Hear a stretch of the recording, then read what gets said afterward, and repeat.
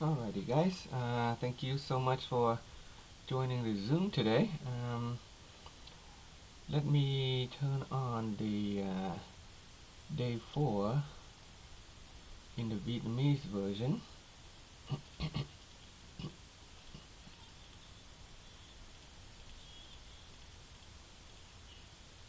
Good morning, thầy Frank, cô An, thầy Diệp, Hello, thầy thầy Điệp, My. thầy Trí, Dạ, thầy chào Giang. cô Hoài Dạ, Chào My. cô My. dạ.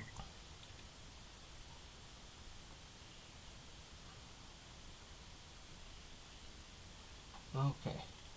So as you know, we've been doing this for a few weeks. Um, I've been sharing the the philosophy of root education in the English language for a number of years.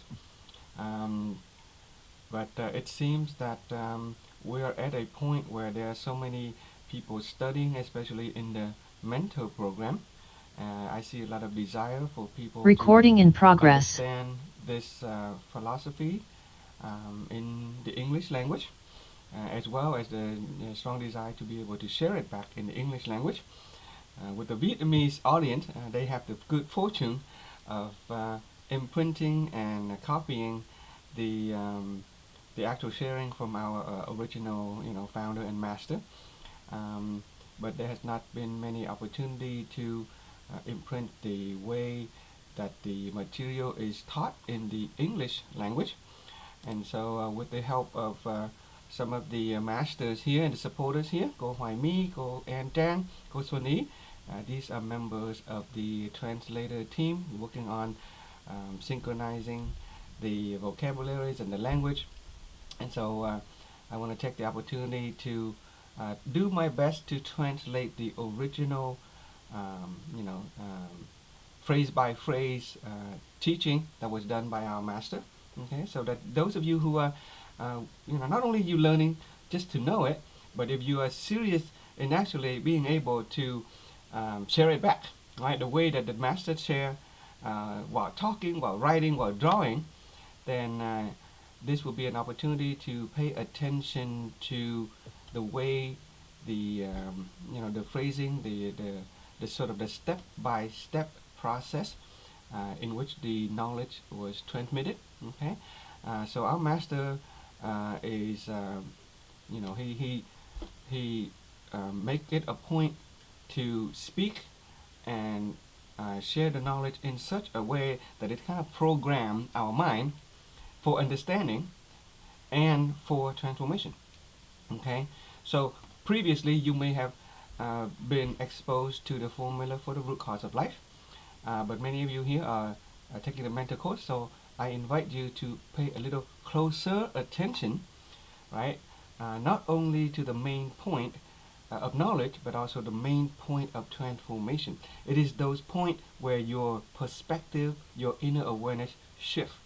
And when your awareness shift, you have a new way of looking at life, you have a new perspective in life, your awareness expand, your wisdom elevate, and from that moment on, you don't behave the same way. Okay, you think differently, you behave differently, and so your life change. That is a transformation. So as I share this, I may point out different point in the knowledge sharing where it is important key for you to get. Okay, and so what I'm gonna do is I'm just gonna play the Vietnamese version, and I will translate back as much as I can. And fortunately, our master speaks slowly in the Vietnamese language version, so we get to translate, as close as we can. Okay, this is the best that we can come to imprinting the actual material itself. Okay, so here we go. Let's see what he has to say.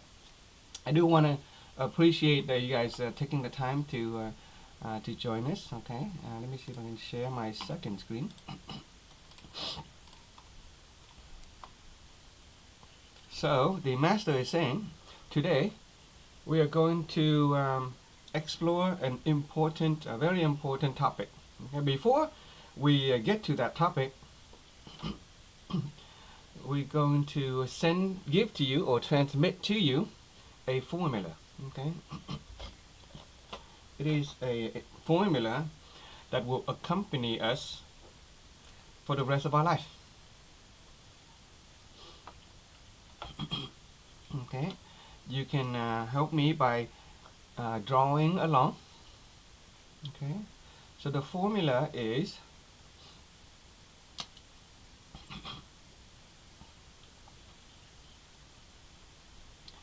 the formula is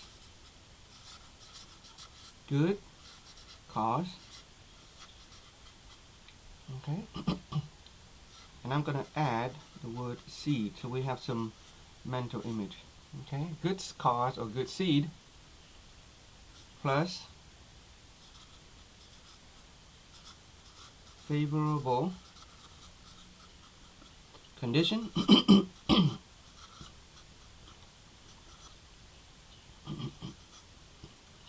will give us desirable outcome. Okay, and this is the fruit.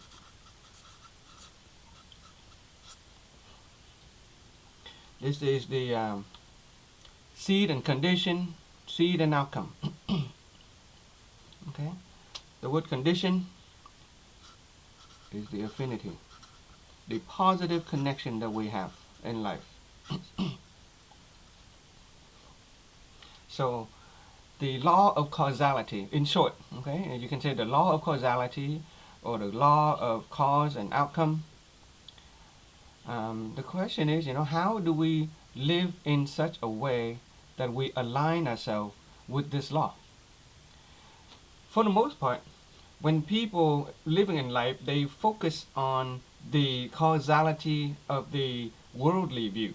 For example, in the worldly view, we want to eat a mango, okay, or we go somewhere, you find a mango, and we really enjoy the delicious mango, and so we want to continue to eat good delicious mango for a long time to come, and so we take the mango home, we plant it in the soil, we condition it with water, with fertilizer, and then that mango fruit will grow up into a mango tree, and so we get to enjoy the mango fruit, right? That is the causality of the worldly perspective.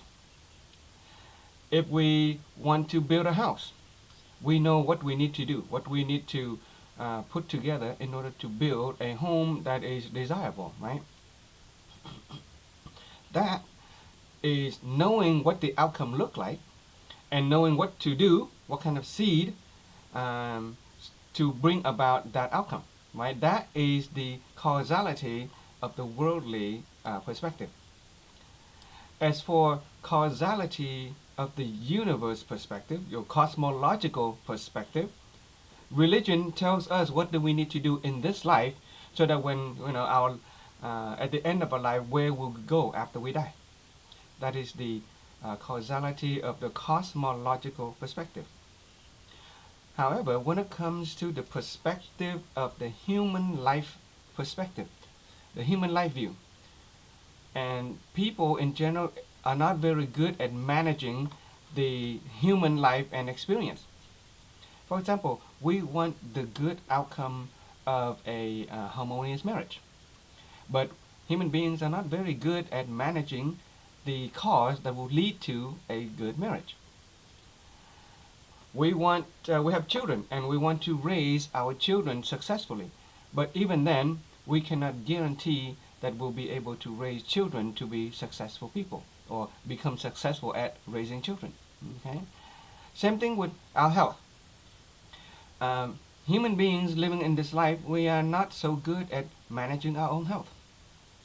And similarly, our relationship, our social relationship, or our finances and our investment, those are part of the human life and perspective and experience. And for the most part, we're not so good at managing the perspective or the dimension of human life and experience, right? And so, the law of causality, with respect to the law of causality, in terms of the worldly view and the cosmological view and the human life view. We only focus on the causality of the human life and experience. Okay, we're going to focus on human life and experience. And so there's a formula. That is the formula of good cause plus the favorable condition will give us desirable outcome. Okay, it is a good seed planted in favorable condition will give us desirable outcome. This is the causality of human life and experience. However, we do borrow the worldly perspective in order to apply it to human life and experience. Okay, for example, we have a really good seed. Okay, we have a really good seed. It has the potential of giving us a great big oak tree. Okay, um, we can plant that seed in a cement. If we throw that seed, we plant the seed in cement. That wonderful seed of the oak tree, will that seed grow up to become an oak? Will it become a fruit? No. No, right? Yeah. So even if we have a wonderful seed and we plant it in cement, why will that why will that tree not bear fruit? Okay. Why? Because the environment for the development of that seed, according to this formula, the language is that the condition is not appropriate. Okay, the condition is not appropriate. Okay, so and not appropriate to give us the tree. Secondly, if we choose a different soil, let's say we choose a really wonderful fertile soil, any seed that we plant has the potential to become a very wonderful tree. Okay, but before we plant the seed, we go and we boil the seed. Has anybody ever tried that? You boil the seed. Okay, you cook the seed, and then after you cook the seed, you may have done this in school experiment. After you boil the seed and you plant that seed in a wonderful fertile soil and you fertilize it and you water it, do you think that seed will actually grow up into a tree and bear fruit? No, because that seed has already died, right? The seed is no good anymore. Okay, good cause that seed is no good. It will not bear fruit, even if the condition, the soil, is perfect. And the next scenario, let's say we have a wonderful seed. Okay, we plant it in a wonderful condition. The soil is great. We fertilize it, we water it, and then it becomes a tree. Okay, it grows up to become a tree. We let let's say the first season, the fruit is wonderful, plentiful, and then we let all the fruit grow, and then we enjoy it. The second season, the fruit comes out, and we enjoy it. Let's say 5 seasons goes by. From then on, do you think do you think that after 5 seasons, will the tree continue to bear good fruit? Oh, if you keep on enjoying the good fruit after 5 seasons, you won't actually get more good fruit anymore. And so what do people do? They inject it with chemicals so that it will bear even more fruit. After a while, the fruit is no longer desirable. Yeah, even though we have good seed, good condition, and we have a lot of fruit, but if we keep on reaping that fruit, we're taking the fruit, taking that fruit. After a while, that tree basically has weakened. Okay, we have been reaping the fruit, and that tree has already weakened, and we can no longer expect to reap any more good fruit. So we borrow that story of the worldly perspective, the worldly view, in order to talk about human life perspective. Okay, so today is the 4th day in our inner being course. From now until day number 10, about 6 more sessions. It's a very important pathway, an important journey. If anybody who has a good favorable condition in order to stick close to this journey, then congratulations to you, okay? Because we will comprehend what causality really is, what is a good seed, what is a favorable condition, what is a desirable outcome in human life and experience. There is a saying that resonate. Keep on. There's a saying that human beings try to rationalize the fruit, whereas the bodhisattvas or the Buddhas will rationalize the cause. Okay, most human being will focus on the fruit, reaping the fruit, reaping the outcome. But the enlightened people, the awakened ones, the Buddhas, they focus on rationalizing the cause or the seed. Okay? Most people will rationalize the fruit, whereas the enlightened people will rationalize the seed. We focus on the outcome. The enlightened people, awakened ones, the Buddhas, they focus on the cause. Okay? As a human being, we want a life that is healthy. We want a life that is happy. We want relationship that is harmonious. And all we do is we focus on that outcome of good health, that outcome of happiness, and that outcome of harmonious relationship or abundance in finances. But we forget to pay attention to where that outcome originates. Okay, we forget to look for the good cause in order to nurture that seed. Okay, nurture that seed so when the condition is appropriate, when our affinity with the people is positive, then we will simply be able to reap the fruit that is desirable.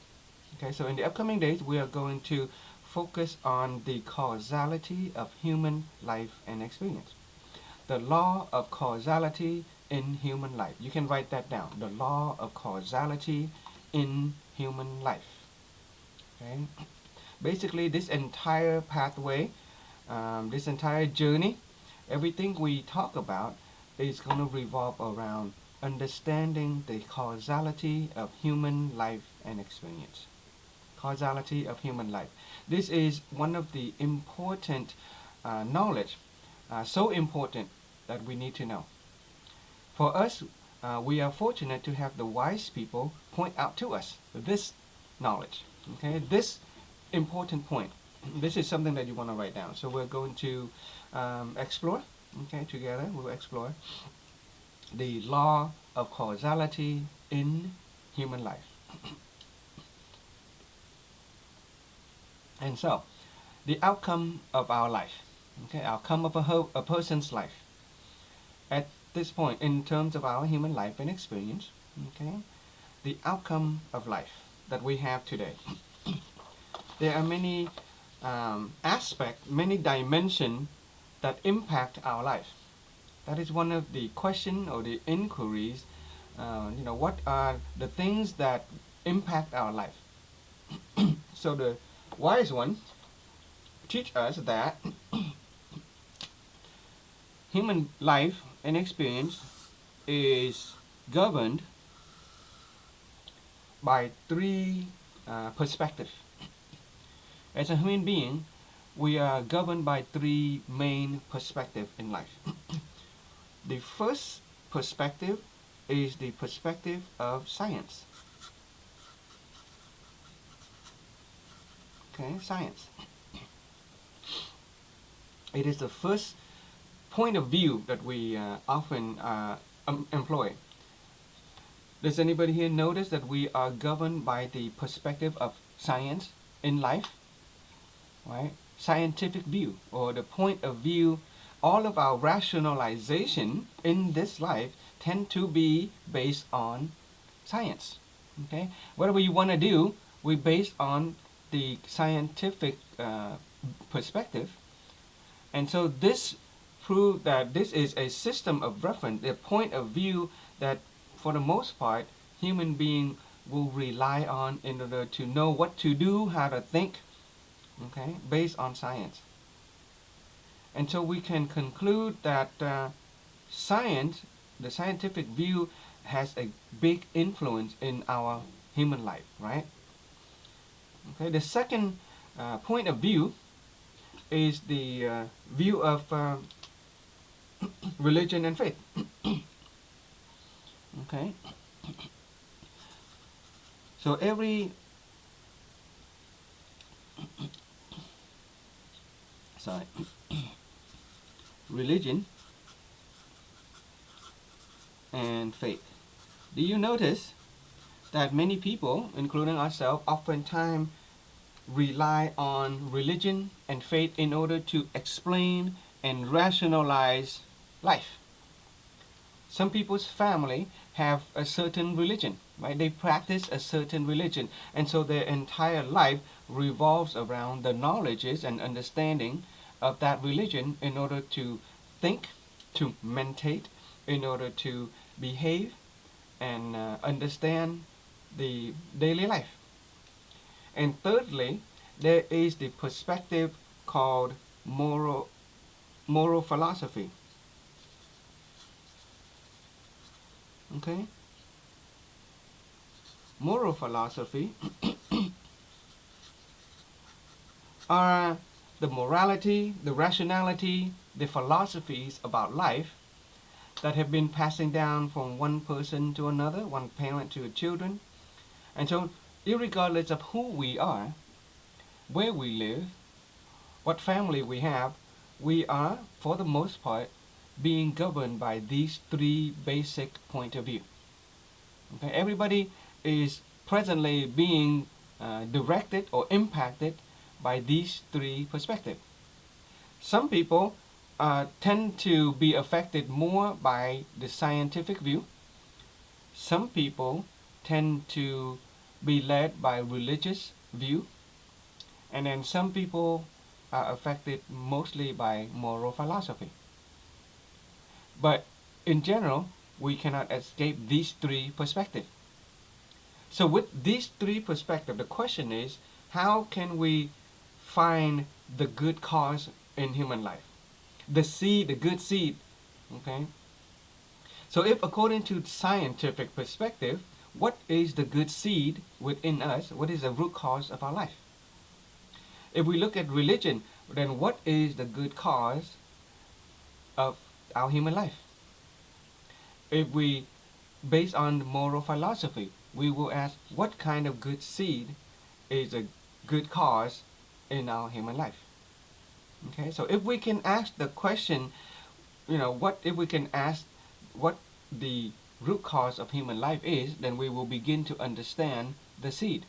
We will begin to understand causality. Do you guys get that so far?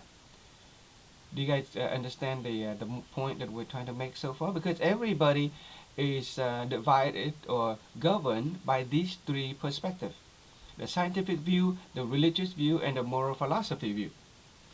And if we can understand from the scientific view what is the root cause of life is, from marriage relationship to raising children to all the issues that we have in life, and if we use the scientific perspective, then what is the cause? What is the seed of our life? Or if we use the religion and faith perspective, then we will ask, okay, where does our family relationship come from? Where does our children, raising of children come from? And similarly, we can look at the moral philosophy perspective.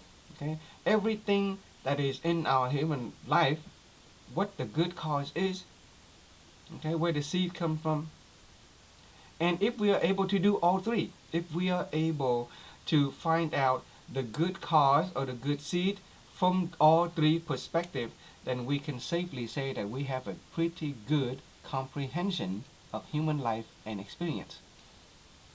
Yeah, if we can understand the root cause of life from all three perspectives of science, of religion, of moral philosophy, then we can surely say that we have pretty good comprehension of life, right? So in the upcoming day, we're going to look at the good cause within a human life. from these three perspectives. And if we want to manage the outcome or the fruit of life, then we have to know what the condition is. We have to know what the good cause is.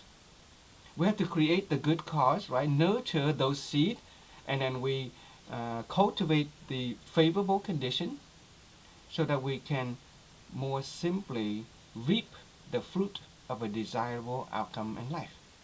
Okay, so let's begin. So, so we are going to, for today, we're going to discover the good seed of human life from the perspective of science. Okay, the good seed of human life and experience from the scientific view. Okay, and our master is inviting us to change our inner state a little bit. We can give ourselves a round of applause, congratulate ourselves.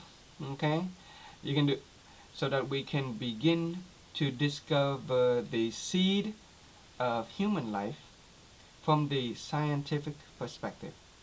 In other words, we will be able to discover the root cause of life, to know where the cause come from the scientific perspective. This is a form of enlightenment.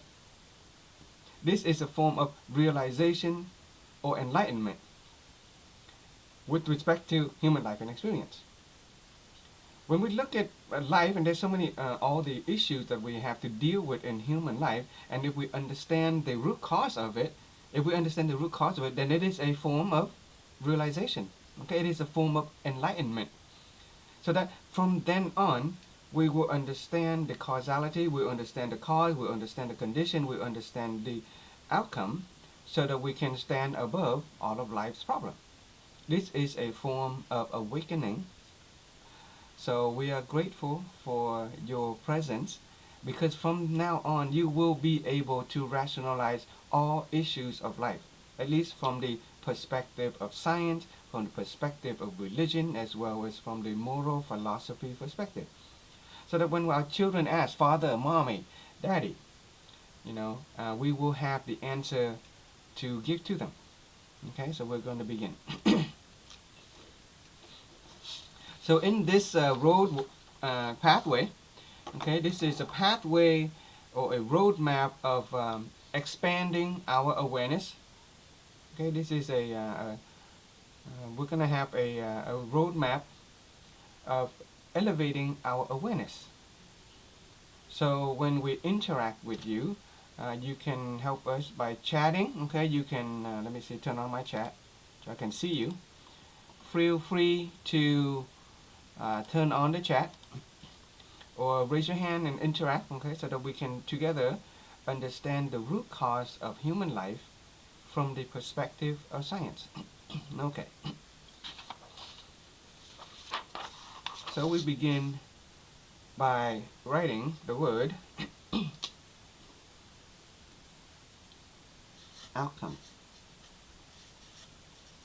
We're going to borrow the word outcome to represent the outcome of life that we have today.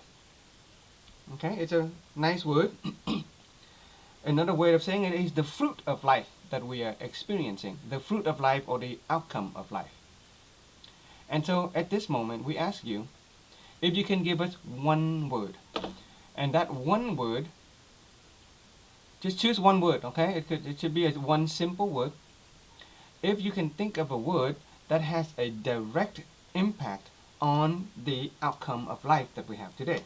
One word. Okay, if you can choose only one word, not more than that, okay? If you already know, then you can slow down. If you don't know, then you can give it a try. Okay, those of you who already have taken the class, you can kind of hold off a little so to give the new people a chance to interact. Okay. So if we have to choose one word, and that word has a direct impact on the outcome of life that we have today. People say the cause, the seed. Some people say action, love. People say choosing. Some people say awareness. Other people say comprehension. We hear words such as desire. So there are many words, okay, that people can come up with and have come up with. Some people say personality, okay, understanding, okay. All of them are good words. So thank you so much for sharing your perspective. The key here is a word that has a direct impact on our outcome of life today. So for those of you who are mentor, this is an aside to the mentor. You want to say the word, a word that gives a direct impact on the outcome of life that we have today. Okay, you can write that down for those of you who are studying to share this later. Okay, so the wise people have given us this word. It is our choice. Okay, choice, not selection. Okay, not selection. It is choice. If people know how to select and decide, then our life will be very wonderful. But before we awaken, then we only really have choice. Okay, we don't have selection just yet. We'll explain the difference between choices and selection later. But enlightened people have taught us that the choices in life have brought us to the outcome that we have today, right? All the choices, the chain of all the choices that we have made in life leading up to today have given us the outcome of life that we experience today, right? Is it not the choices in life that we have made that brought us to the outcome of life that we have today? For example, what do we choose to eat? What kind of clothes do we choose to wear? What kind of education did we choose to pursue? Or when encountering difficulties in life, do we choose to turn away or do we choose to face the challenges? Those are the choices of life that we have made in life. What we choose to read, what we choose to work on, what kind of work or what not to work on. Is it not those collection or the chain of those choices that have brought us to the outcome of life that we have in today? Right? This agreement here is important because before we can move on, I need you guys to agree that the choices in life that we have made all have come together to give us the outcome that we are experiencing today. Can we agree on that one? Shake your head and or give a thumbs up. Yeah? Okay, good. Yeah. So that this is an aside to the mentor. When you're sharing this material, if people don't get this part just yet, don't move on. Okay, because this is an important awareness. Okay.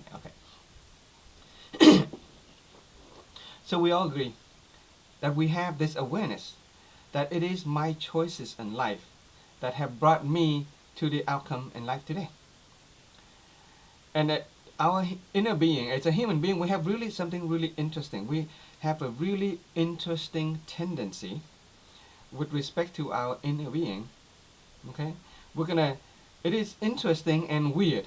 Okay, we have a really interesting tendency that is really interesting and weird, because the tendency is that when we have an outcome that is desirable, then we will tend to think that it is my choice that have led to this outcome. Notice that? If anything that is undesirable, if the outcome that is undesirable, then other people's choice have led us to that. Do you notice this? This is an important tendency, very interesting, but it's very weird about human being, that when we have a desire, when we have an outcome that is desirable, we say that it's my choice. I've chosen to do it, and so I get this outcome. But when something is not desirable, we say, oh, it's somebody else did that. Because of somebody else that I have this outcome that I have today. Does anybody have this sort of tendency in the past? Anybody here have this awareness and perception in the past?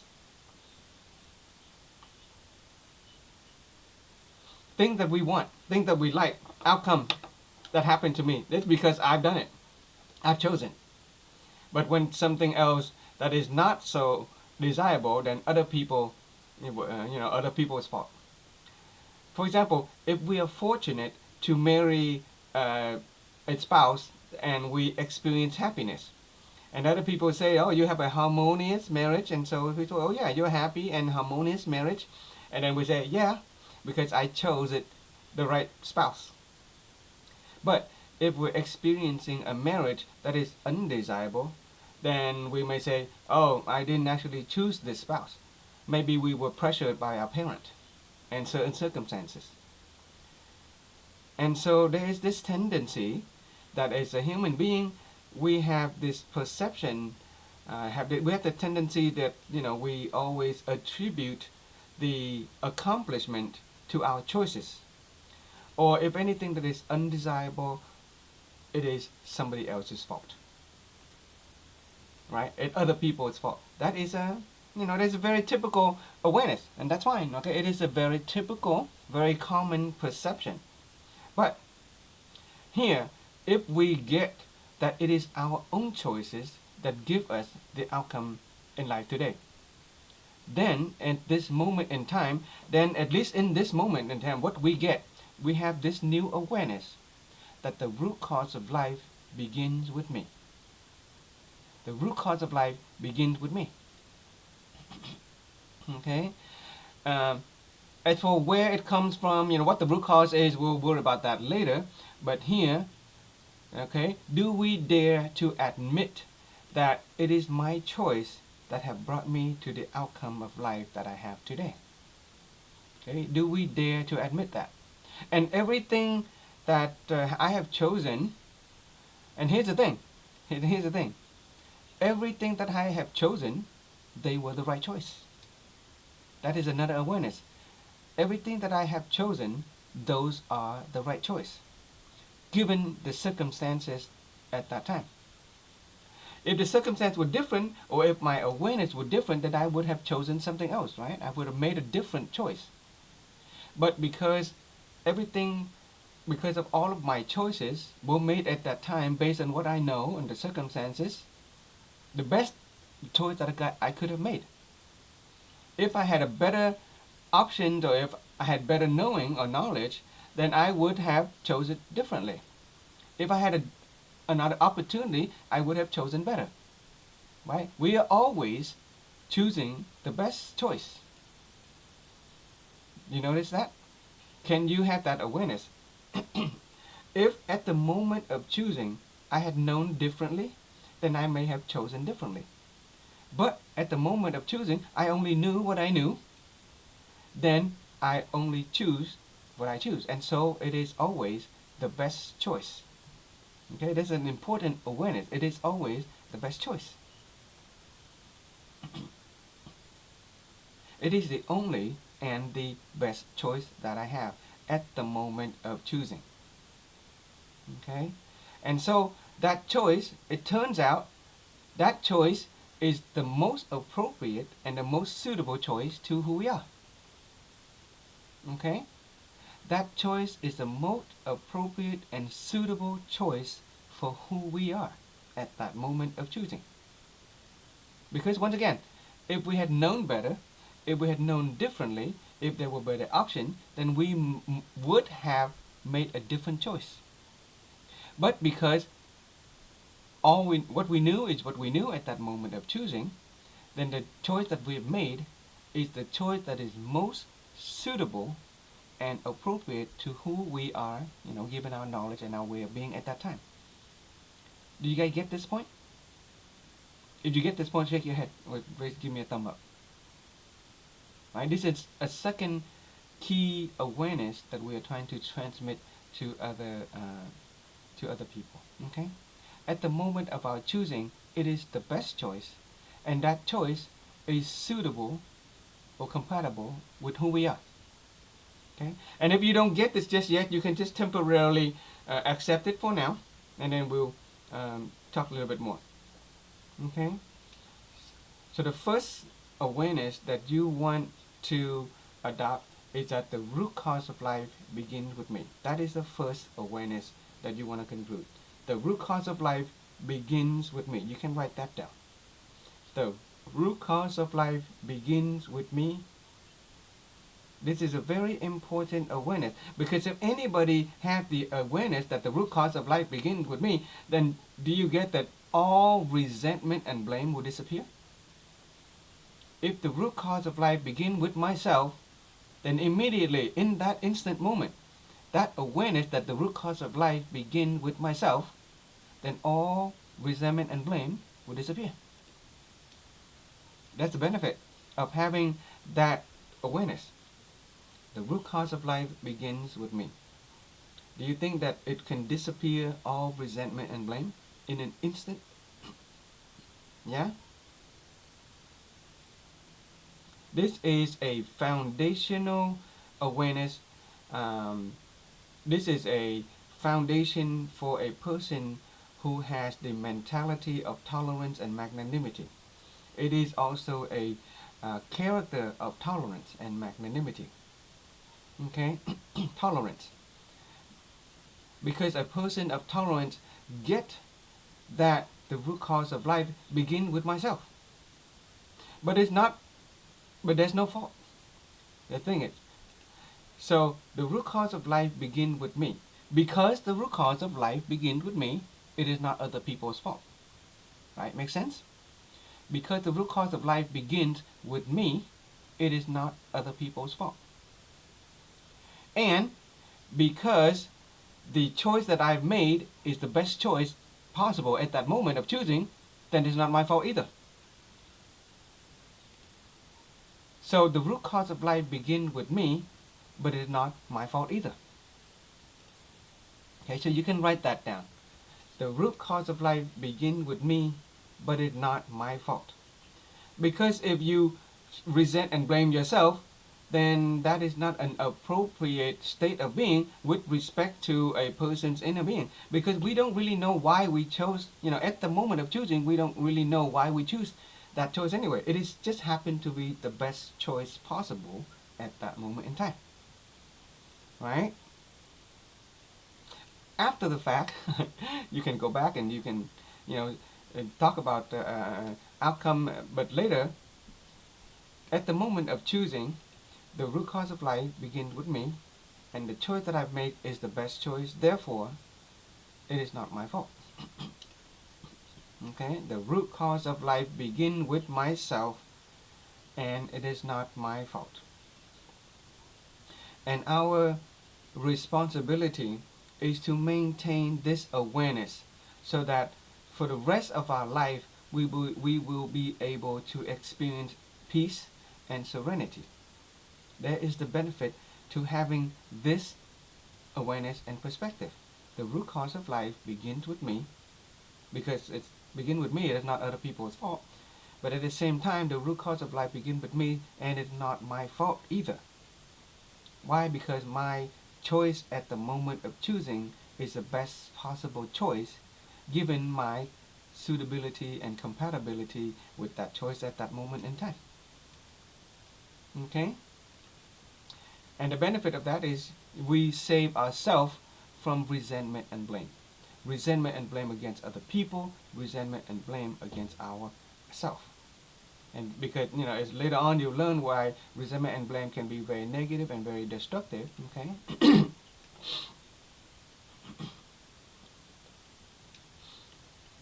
So, here's a question. What brought to the choice? Okay, this is where we go one step further. Yes, the root cause of life begins with me. I made those choices. I choose. And the question is, why did I choose that? Why did I make that choice? Okay, where does that choice come from? That is the next step.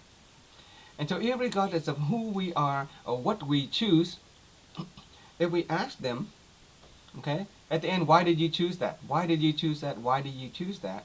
Then irregardless of who it is that we talk to, at the very end, they will say that it is something, they make that choice because it is suitable, okay, or like it.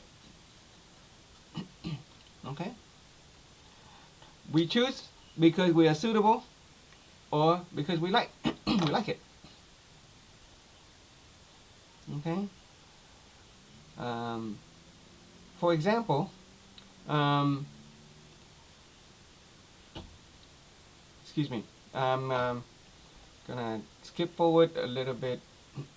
Okay, so the master is interacting with a participant, and he's saying, "Lady, why are you wearing this purple shirt?" And in fact, we can interact with you guys on the Zoom. I want to appreciate chị Đông Giang, chị Hồng Vân, Ron, for having your camera on. Okay, so let me ask you guys, who want to interact at this moment? Who want to interact with me? You can raise your hand or turn off your microphone and introduce yourself. We will do a little bit of interaction. This is I will interact. okay, Ron. Okay, so um, this is a good practice. Okay, so Ron, why are you wearing a black shirt? Why are you wearing a black shirt? Because I had to work today and this is my work shirts. It's your work And shirt. it's, no, I like it because it's warm. You like it because it's warm, but yeah, there are plenty of work shirt that is yellow. I know they sell a lot of work shirt very warm that is brightly colored like the yellow one. Because this yellow one is a nice bright color. Why did you not wear a yellow shirt instead of a black shirt? Because all I bought was black ones. All you bought was black one. Yeah. Were those the So, only one available? And I like the style of shirt. You Yes. like the style of shirt? Okay, yeah. Yeah. If I send you a shipment of yellow work shirt, would you wear it? For work, yes. Why? I Why would would you wear wear a it, yeah. yellow shirt from me? I would wear a yellow shirt as well. Yes. Yeah, I why have would you wear the yellow shirts. shirt as well? Yeah. Why would you wear a yellow shirt if I give it to you? Because I like it You like it. and it's suitable for me Yeah, okay. as long as it fits. As long as it fit. There you go. The word fit, right? Suitability is fitting, okay? So,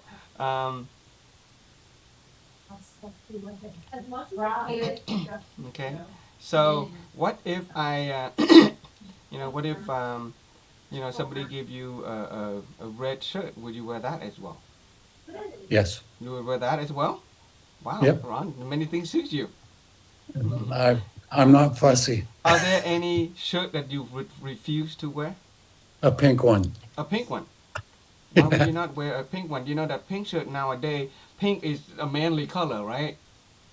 Why would you not Yes, wear a pink I one? know that, but it's not suitable for me. It's not suitable for you.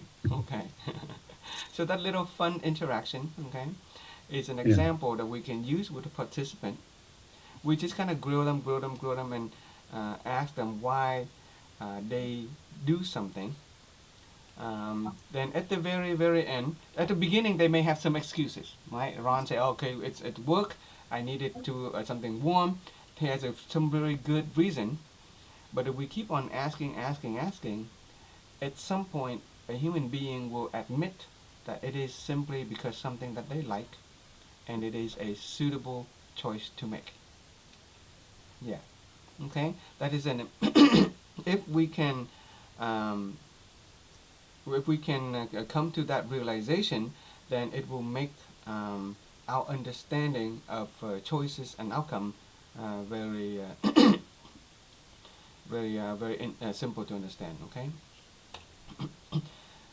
Ron, why are you wearing glasses? Why am I wearing glasses? Mm, I prefer them over contacts. you prefer them over contact. Okay. Yes. Why do you prefer glasses over contacts? Contacts are irritable to my eyes. Okay, so contacts are more irritable, and glasses are what, more comfortable. Yes. Why not get surgery, LASIK, laser surgery? You can permanently fix your eyesight and not and not I'm bother not with sure. glasses. I've never thought about it. Yeah. I don't mind glasses actually. You I don't don't mind even glasses. notice I'm wearing them anymore. So Okay. Now let me ask you this: Why do you think you need to wear glasses? So I can see there. Yeah, So I can see. yeah, but yeah. Yes, I can read. Without the glasses, what would happen when you don't have the glasses? I would not see very well. You not see very well. Okay, so here's a statement that we can play with and consider. What if I tell you that you are a person who is suitable for not seeing well? What do you think about that statement? I would say you're correct. Okay. Yeah. Okay. Yeah. As a human being, Ron is suitable for not seeing well without glasses. Okay, we'll let that sink in for a little while, and we'll come to understand why that is. Okay. Some people, um, some people are not so accommodating as Ron, because Ron has already transformed. He's already taken the courses and he's already transformed. But for the most part, some people will refuse to accept that they are compatible or suitable with not seeing well.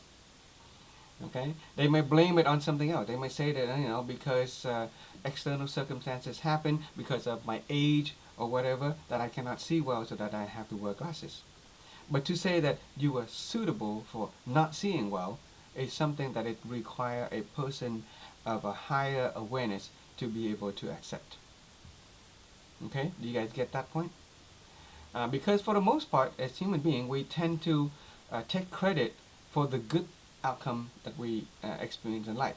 But for the shortcoming, for our weaknesses, or the undesirable outcome, we like to blame other people. Okay, but here, if you can get that, even of your inability to see well, that is a compatible match or a suitable appropriateness to who we are. Okay, so okay, so so here's a question. Would you like to see better? Right, the question is, we want to change the outcome. The outcome is seeing better. If you want to change the outcome, you want to change the fruit to see better. What if I tell you that you can actually see better without wearing glasses or contact lens? Would you be interested in that? Yeah. If you can see better without contact lens or glasses or surgery, there is a way to do that. Okay, you will be interested in it, right? And because here we are starting to understand that there is a connection between our choices and outcome, about suitability and then our choices and the outcome. Okay, and if we want to change the outcome, we need to go find out what the choices are that led us to that outcome, what suitability is. And so the next step, the wise people have shown us the following.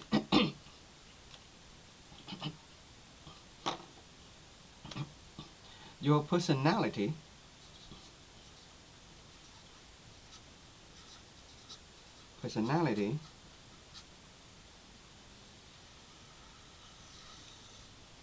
okay, your personality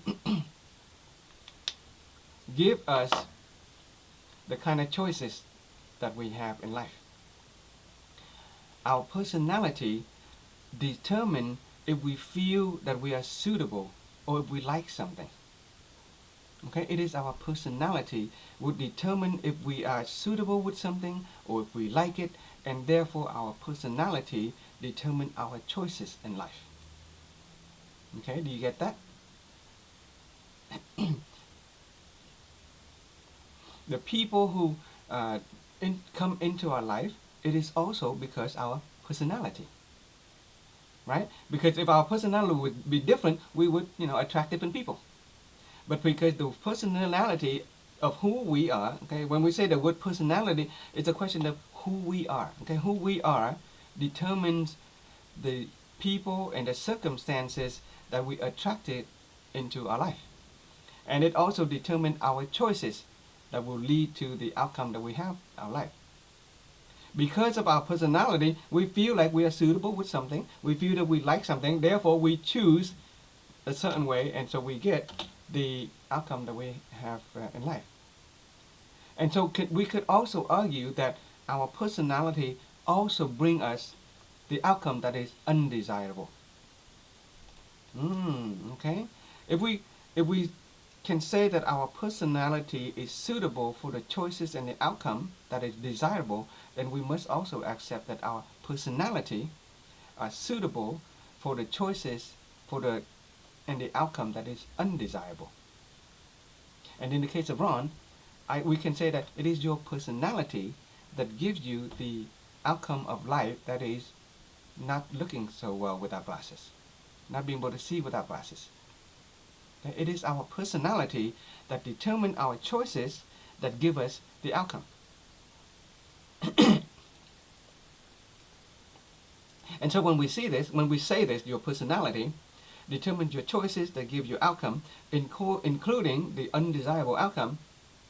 Okay, I'm willing to bet Ron is starting to think, oh, okay, what are some of the choices that I've made in life that have caused me to be able to see not so well without my glasses. Right? Maybe you're taking the trip down to memory lane. Okay, maybe the way you use your eyes, the way in your past. Okay, a child, for example, who likes to watch TV up close. That's their personality, right? That is their suitability. It's going to lead to a certain outcome relating to their eyesight. Okay. Let's use another example. Let's say a young woman who is involved in a relationship with a man. Okay, let's say a woman is involved in a romantic relationship with a man, and after a short while, the man cheats on her. Okay, the man betrays her trust in the romantic relationship, and so she feels that man has brought suffering to her life, and so because of that impression, she finds another man. Okay, she goes and she hook up with another man, a different person entering into her life, and so she will find another man, and at first he's very faithful, but after a while he would betray her again. And then the third person comes along into the woman's life, and he becomes also not so faithful as well. So after a while like that, would you agree that the woman would start to conclude that men are jerks and traitors? Yeah. Or so can we say that all men are jerks, or is it the woman's personality that have attracted men who are jerks? Right? So when we see a pattern like that, when we fall into a situation or circumstances and we have a clear awareness, then when we have the clear awareness, then we will understand that it is ourself, our personality, our suitability with that circumstances, our personality that is appropriate with that choices, and we attract that circumstance in life. A woman may be suitable for men who betray her, but a different woman will be suitable to attract men who are faithful to her. Do you guys get this connection? A person at a job, let's say they get a lot of mistreatment by their coworker. Okay, a person gets mistreated by their coworker, and so they leave the job and they go to another job, and they also meet coworkers who treat them poorly, and so they leave the job and they find another job, and they also experience the same mistreatment from their coworker. So according to you, can we conclude that all co-workers are mistreating? Or is it something about the personality of the person that keeps on attracting mistreatment from the coworker? Right? And so when we have this awareness, then we will get that we are suitable for that environment. All of us. We are always and at all time suitable to the circumstances of life that we experience. We are always attracting the circumstances of life that are suitable to who we are. Does everybody get this point? We are always suitable for the circumstances that we attract into our life. As you know, for the most part, human beings like to give credit to the outcome that they feel like they like or they're suitable with. We tend to give credit to the outcome that are good. We get a good job, and we say, "Oh yeah, I'm suitable with this job." Right? We get good pay. I'm suitable for this pay. I made the right choice. I like this environment. But when we are in let's say a job where we are mistreated, or we get fired or let go, we don't say it. Oh, I'm suitable. I'm a person who is suitable to being fired and mistreated. That is before we have this awareness that the root cause of life begins with me, and I'm suitable for the choice that I make. However, if we go back and we examine ourselves, we will notice that really is our personality. Because of our personality, it informs the kind of choice that we make with respect to our co-worker, our work environment, and so it will lead to the outcome that we receive, whether it is desirable or undesirable. But whether it is desirable or undesirable, it is always suitable for who we are and our personality. That is an important awareness that we need to get. Okay? Without understanding that the undesirable outcome in life is suitable for our personality, then we will not be able to take management and control of the outcome. We will forever be victim to the outcome. Okay? So if anybody here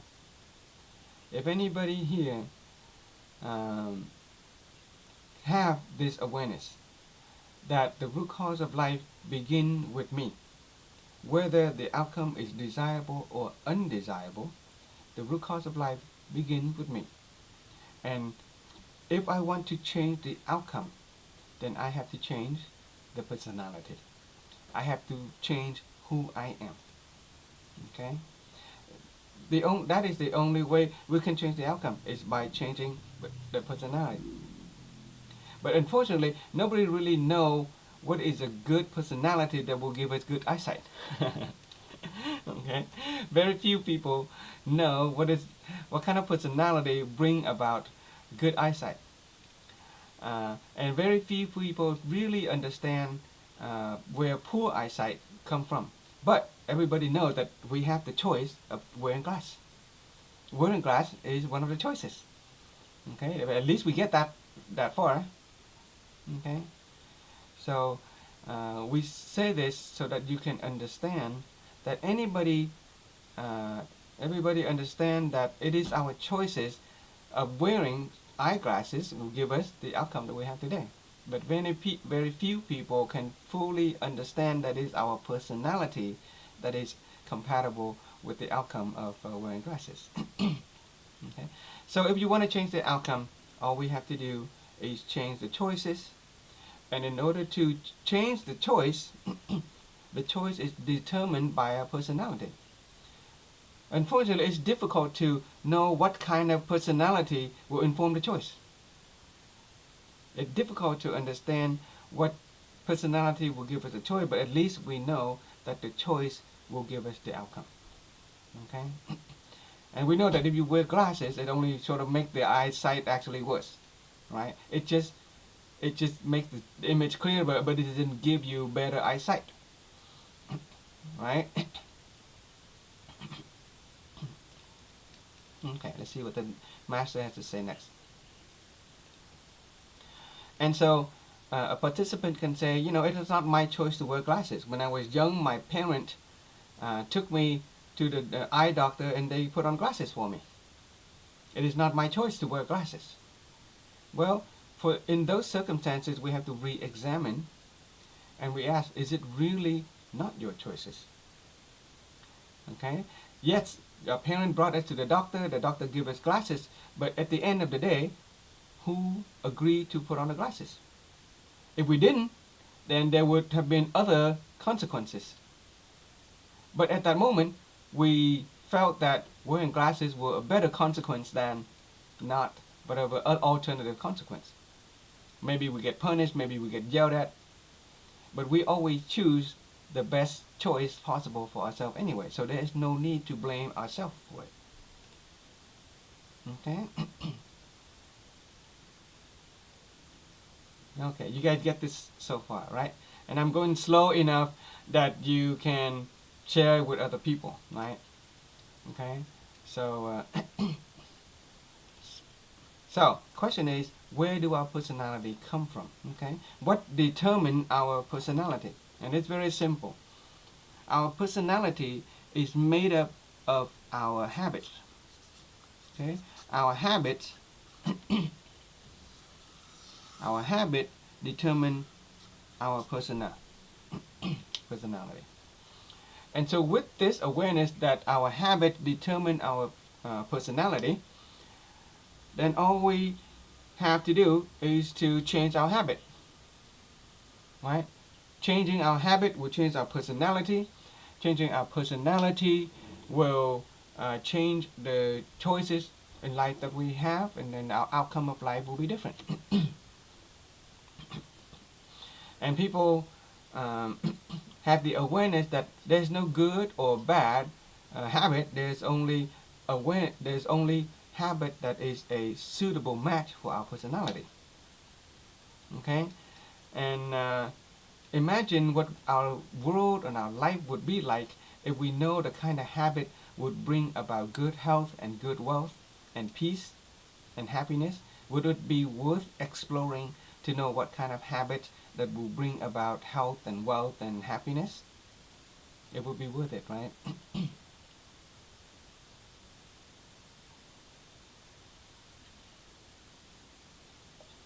If we can know what kind of habit in order to experience success in material life, in non-material life, if you know those habits, you would immediately try to practice that right away, right? Irregardless of how long it takes, we will definitely practice those habits if those habits were to give us successes in life. But unfortunately, different rich people have different habits. Different rich people will have different habits. So we don't really know what habit it really is. Different people would read the same book, yet one person who reads a book becomes a bookworm. And another person who reads a book knows how to apply the knowledge and create value. So there are differences in people, and so at the end we cannot really focus on habit, because habit is not the root cause. Habit is not the root cause, and so people start to dig a little deep, more basic, and see, you know, what makes up the habit. And habits are basically made up of our behavior.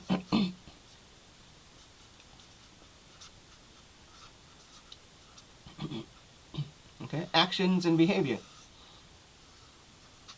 So when people get that, it is our set of repetitive behavior that will give rise to our habit. If the behavior are positive, then the habit will be positive.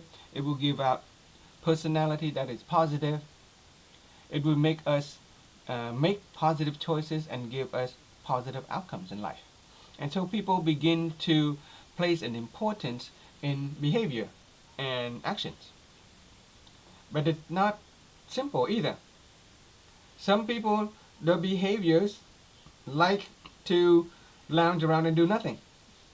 Other people work very hard. Right? Those are two very different behavior, but that too does not represent success. Because busyness does not represent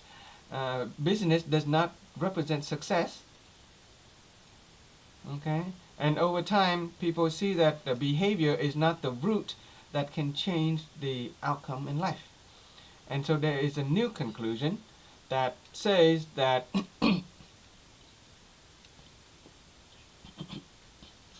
our thought. Okay, so as scientists research into human behavior, they discover that is a person's thought will influence their behavior. Good thought will give about good behavior.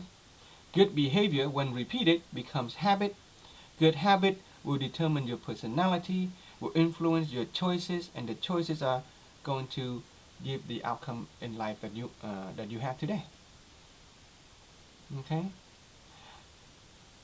and that's why especially in this field of psychology, there is a treatment methodology called cognitive behavioral therapy. Cognition, the way you think. Okay, and the cognitive behavioral therapy is a therapy that helps a person change the way they think, so that it'll affect their behavior, it'll change their habit, their personality, and ultimately their choices and their outcome in life. Okay, and so people start to place importance on thinking, and so there are many courses teaches about how to think positively. Okay, some of you have done a lot of self-improvement courses, and you study and you explore, and you can agree with me that there's so many courses that teaching a person how to think positively, how to change the way they think, so that can affect their behavior and their habit, and ultimately their choices and their outcome in life. Okay, so there's nothing wrong with that. That's a good thing to orient a person's thought. But the problem is, you can talk about good positive thought, and yet still there's so many people who cannot think positively. Despite the abundance of courses that teaches how to think positively, there's still so many people don't know how to think positively. Okay? Because thought is not the root. Thought is not the root of our changes in life. Because you may want to think positively about another person. You want to think positively about your spouse or your children, but those positive thoughts don't come up. Has anybody of you here tried that? Have you ever tried to think positively about a person or a situation, but you can't? The good thoughts don't come. You're dominated by bad thoughts. Does anybody have that experience? Even though we know that our thought will influence our behavior, it will determine our habit, our personality, our choice, and our outcome, but somehow we cannot change our thought. Because thought is not the root cause of life. We want to think good about another person, about our co-worker, about our spouses, our parents, our children, and so it is because our thought is not the root cause.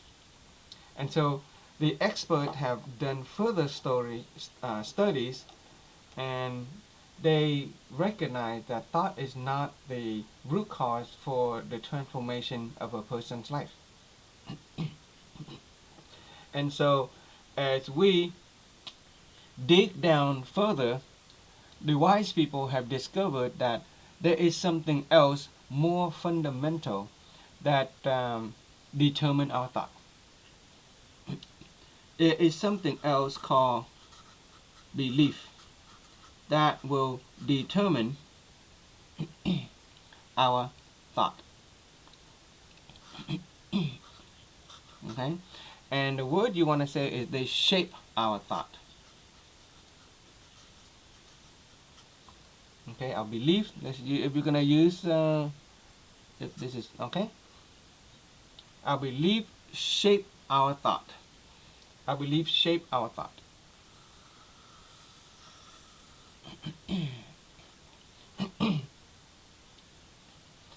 Okay, our belief shape our thought. For those of you who are studying the mental course, pay attention to the color scheme. Okay, the color, the choice is in a belief, the color. Okay, so see what the master has to say. So, so the master is asking a participant, have you ever done anything or tried to do something or start a project or something, and a relative or loved one tried to stop you from doing it? Anybody experienced that? You try to do something, and a loved one or a friend try to stop you. I see head shaking, so you agree that at some point in the past we may have had some decision to do something, and that close person saying, don't do it, you're not going to succeed. Right? Somebody might say, think about it, if you do it, you're going to fail, you're not going to succeed. So my question is, do I have a belief in you when I say that? If I'm the person say, you can't do it, I don't think you can do it, you're going to fail, then do I have belief in you? Right? So according to Sure. you, do I have a belief in you? Diwan, what do you say?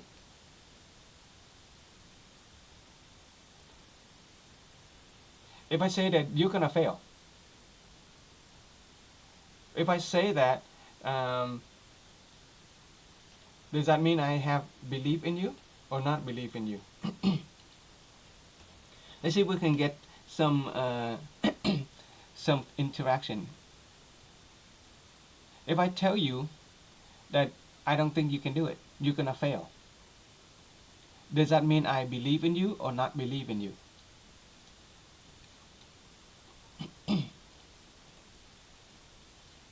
What do you guys think? If I say that you're gonna fail, do I have belief in you? You don't have belief in me, no. You think that I don't have belief in you? Okay. Okay. Anybody else? What do you guys think?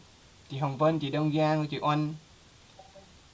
If I say that, if you want to do something, you give me a wonderful plan that you can start some project, and I say, I think you're gonna fail, you're not gonna succeed. So the question is, do I believe that you will? Do I believe you or not? No. You don't believe. You think that I don't believe you? Okay. Huh? Okay. The truth of the matter is, I do believe. I do believe.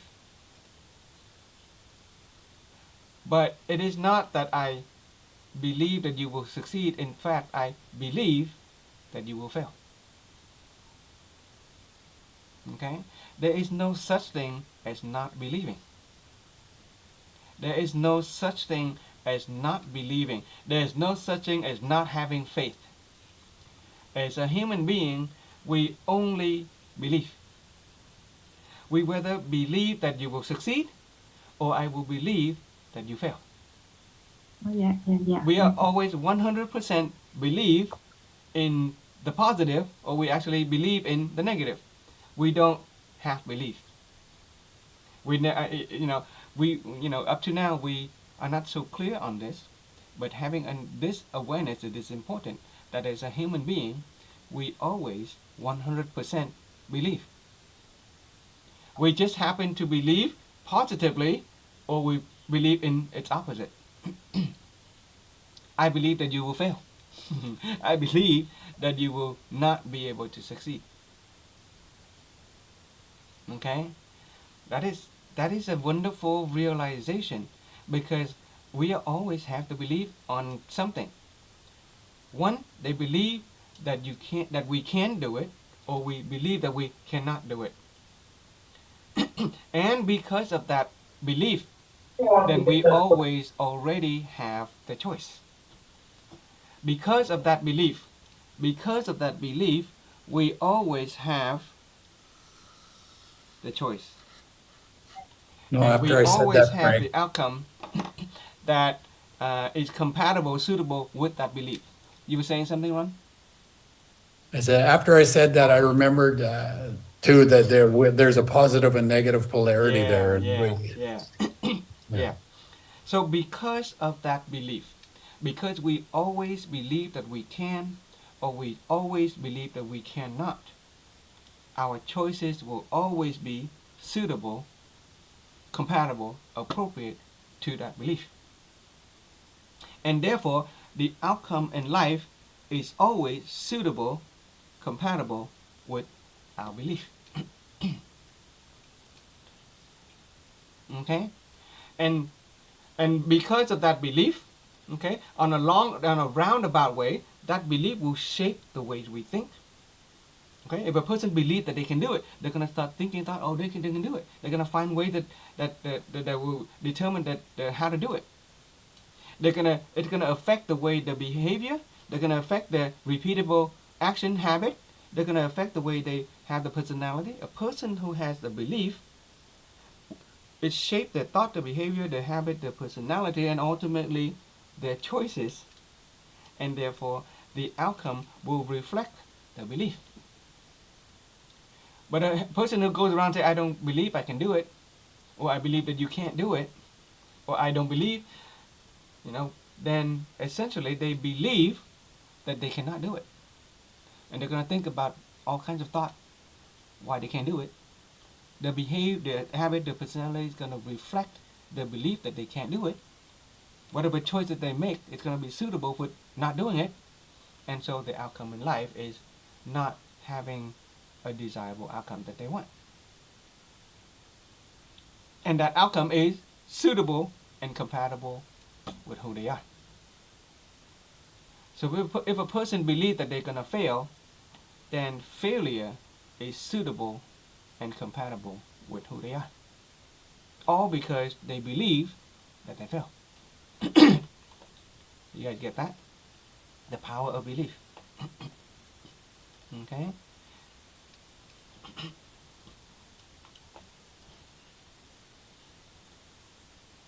So, if let's say you want to do something, and I keep on saying that you're not going to be able to succeed. I'm going to find ways to convince you against it, and my belief is negative. My belief is that you cannot do it. But if I believe that you can do it, then I would use encouraging words. I would plant positive thought, and I will be able to help you achieve the outcome that you want in life.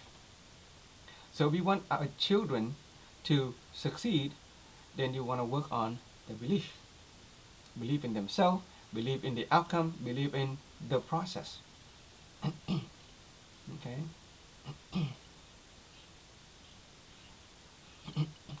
Inner belief.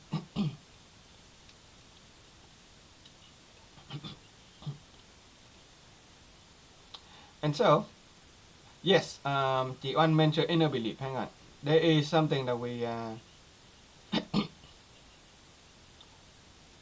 So, when we're talking about belief, we mentioned positive and belief and negative belief. It's all about, the direction of our belief. Okay? Positive or negative belief, it's not quite so clear until we make it clear with the following concept. Let me get a piece of paper. New piece of paper. So I'm going to share with you an important distinction. Okay, I'm showing an important distinction. Anything that is unclear, we try to make it distinct. Okay, to make it distinct is to make it clear. So there is a distinction called conscious desire. This is this one, conscious desire.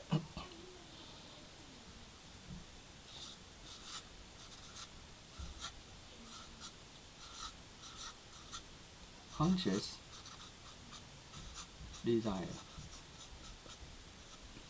Okay, conscious desire. And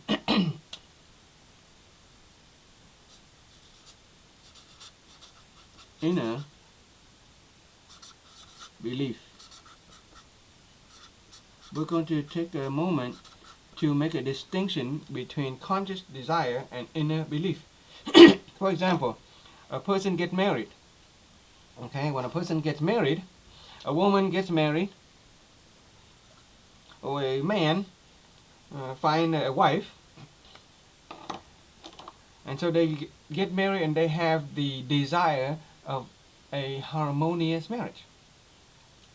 Right? Whether you're a man or woman, when you get married, you have the conscious desire of having a harmonious marriage. Okay? We have a desire of a harmonious marriage. From the conscious desire, everybody who wants to get married wants a harmonious marriage. When it comes to conscious desire, everybody head toward the positive. Right? When it comes to desire, we are always heading toward that which is positive and beneficial. Consciously, we always want the best. We always want positive. When we work, we always heading toward success. We want outcome. We're living. We're always heading toward happiness. We want abundance in life, security in life. So we're always heading toward the conscious desire that is positive. But however, somewhere our inner belief is contrary to our conscious desire.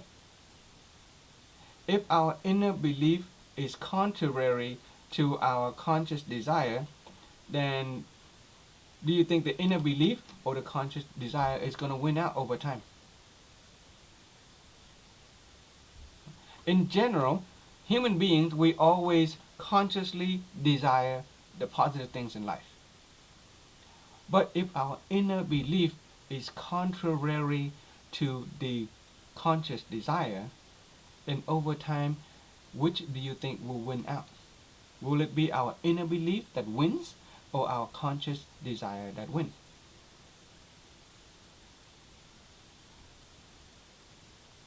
It is usually our inner belief that would win. Okay? It is usually our inner belief would win.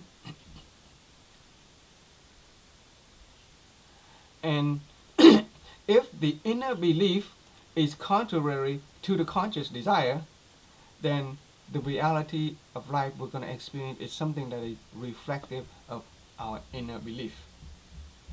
If our conscious desire is positive, but our inner belief is negative, then our outcome in life is going to reflect the inner belief, and we're going to get a negative outcome in life. But if our conscious desire is positive and our inner belief is also aligned with the positive direction, then the chance of us experience an outcome that is positive is going to be pretty high.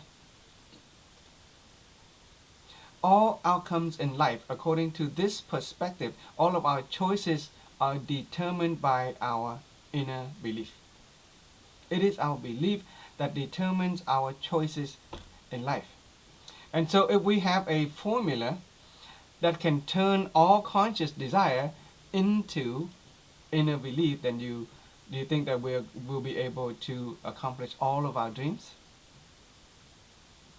If there is a formula that can transform all conscious desirable into inner belief, then we will be able to achieve all dreams in life. And anything that has turned into the inner belief, it's going to give the choices and the outcome that is appropriate to that inner belief. It's going to be good.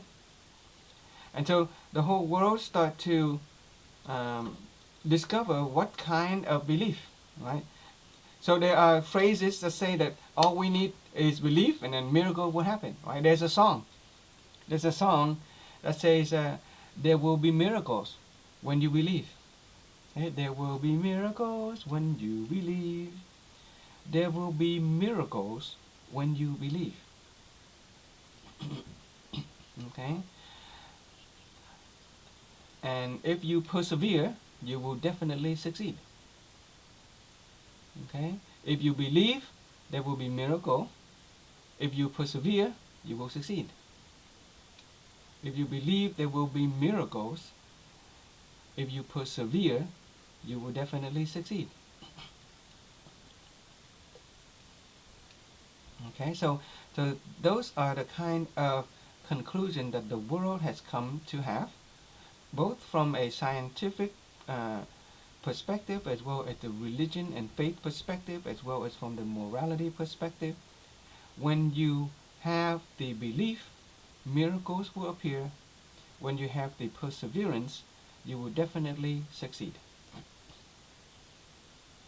So many people in the world has been able to maintain their belief on something, and they have been able to reap the fruit of that belief. They have been able to achieve the outcome in life that they want. Okay, so when a person has the belief, they will be able to experience the outcome in life that reflect that belief. But here it is. Where do belief come from? We wonder, why does one person believe some way and another person believe something else? Why do you believe that you can accomplish a certain task and I believe that you cannot? Where do our belief come from? Okay, why does one person believe one thing and one other person believe something else? Why is it that when we get to a marriage, somebody can believe that marriage can be harmonious and happy, and another person can believe that marriage is a curse? Have you met friends and family members who believe marriage is a burden or a mistake? Have you met friends or family members who believe that marriage is a possibility and of harmonious and happiness? Yeah, so why does one person believe something and another person believes something else in a completely different direction? In business, right? Some people who believe that money is easy to come by, and so investment and business opportunity come to them. Where other people believe that money is the root of evil, or money is bad, or money is difficult to come by, and they are going to experience that outcome that money doesn't come their way. But the question is, why does some people believe that money is easy to come by and somebody believe that money is hard to come by? Why do somebody believe in happiness and other people believe that happiness does not exist? Okay?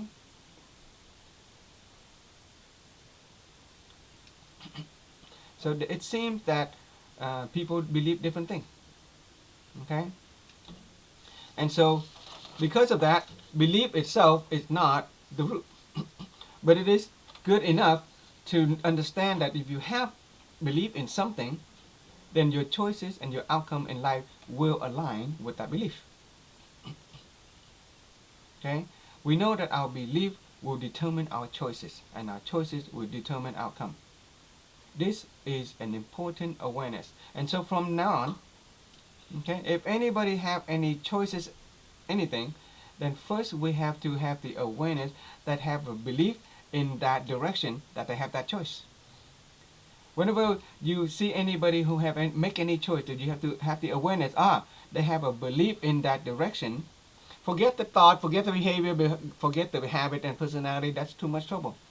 If we have a choice, or if we see somebody making a choice, then immediately we know that that person has a belief in a certain direction that is suitable with that choice. And then you can guarantee that they will get the outcome that align with that belief.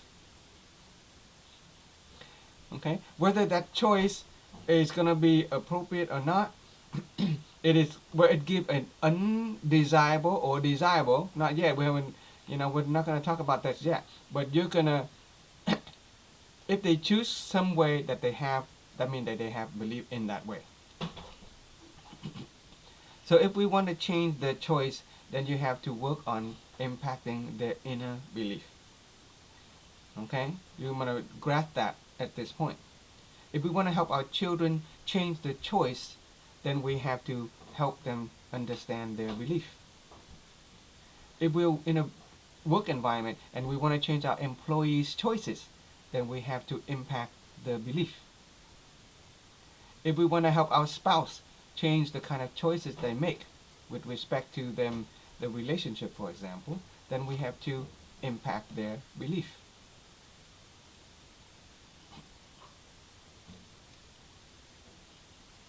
Okay, you guys get this so far?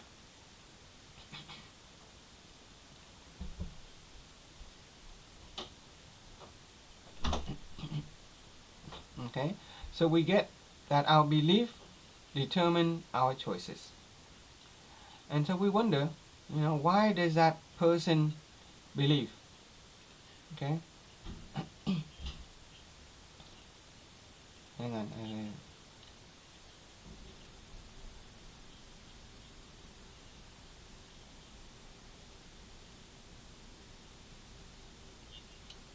Okay, so if we want a person to change their choice, and for example, our children, okay, whether they want to study or if they want to play, those are choices, right? And the outcome is the grade in school. The outcome in for a child in school is good or not, and if we want to change the outcome in life, then all we have to do is go to work on their choices. Some children have a certain tendency that want to study all day long. All they do is study, study, study, study, and they never play. Do you really want that? Because they just study all day long and they don't recreate. What about the children who play all day long and refuse to study?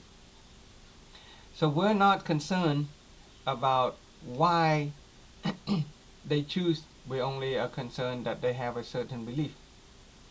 So we want to go to work on finding out what our children believe. If we want to change their choice, then we have to find out their belief, or even ourselves.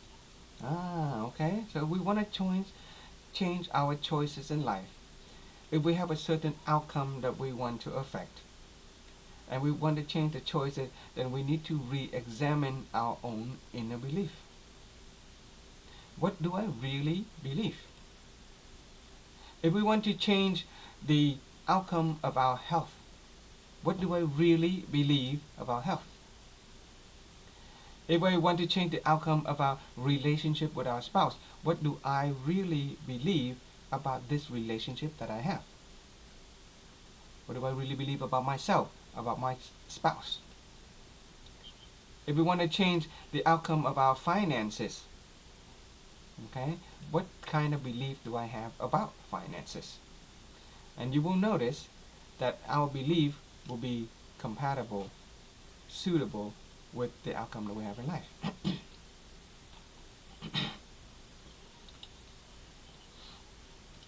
And so, once you get that our belief determine our choices and give the outcome that we have in life today, once you get that, then we can ask the next question.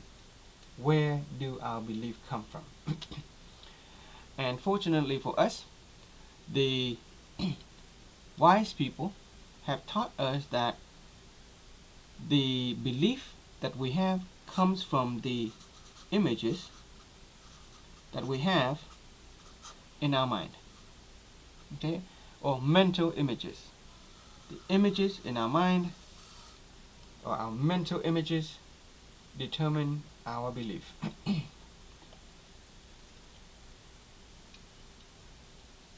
Our images determine our belief.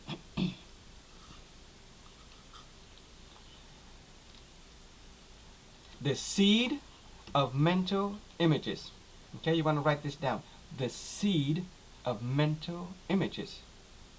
The seed of mental images determine our belief, which will determine our choices and give us the outcome of life that we have in life. Okay, we're talking about causality, the cause and the outcome, the seed and the fruit. The outcome is the fruit. The seed are the images in our mind. The seed of mental images. The seed of mental images is the cause that give us the outcome of life that we have. The long way to say it is the seed of mental images determine our belief, which shapes our thoughts, would give us our behavior, our habit, our personality, and give us the choices that are compatible with the mental images and give us the outcome in life. Or the short way is the seed of mental images determine our beliefs, and our belief determine our choices, would give us the outcome in life. It is the mental images that represent the belief. Another statement that you want to write down. Mental images represent belief. The seed of mental images represent our belief. The seed of mental images represent our belief. Okay? I'm spelling out 3 times so that you guys can write this down and so that you can share it with other participants in the future. The seed of mental images represent our belief.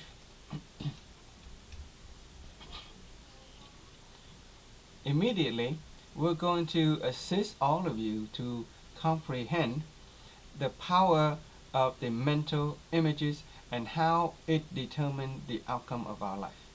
Okay, the power of the mental images and in its determining the outcome of our life. The seed of mental images represent our belief. The seed of mental images represent our belief. And so we're going to use a little exercise. Okay, a little exercise. You can practice with me this exercise so we can understand the power of the mental images and how it determines our outcome in life. Okay? So this exercise, and this is something that you would share with your participant, ask the participant to think of 2 close relatives. Thank you, Dong Jiang, for writing it in the chat. The seed of mental images represent our belief. Okay, and so the exercise is as follows, and I want you guys to do this. Okay, think of 2 people that are close to us. Okay, 2 people. Could be a parent, could be a sibling, a child, could be a co-worker, anybody, as long as they are somebody important to us. Think of 2 people. For each of those 2 people, I want you to write the first 5 words that comes to mind that represent your mental image about the person. Okay, the exercise is as follows. Pick 2 people. Think of 2 people. You can write their name on one side of paper and another name on the other side of paper, and write down 5 words that represent your mental image of that person. Yeah? As simple, as fast as you can. Don't think too much. First 5 words that comes to mind when you think about those people. Okay, and those words should represent the images in your mind. It could represent our feelings about that person. It could represent our awareness and perception on how we think about that person. Okay, just 5 words, descriptive word about those 2 people. Okay, choose 5 words to write down. Just doesn't matter how. Just write down the first 5 words. Don't have to think too much. Okay, just go ahead and do that, and then raise your hand or give me a thumbs up. Let me know when you're ready so we can interact. Okay. So do me a favor, choose 5 words to represent 1 or 2 people, and the word should represent our feelings or our awareness of that person and what we think about the person. Okay. So after you write it down, go ahead and raise your hand, and we are going to interact.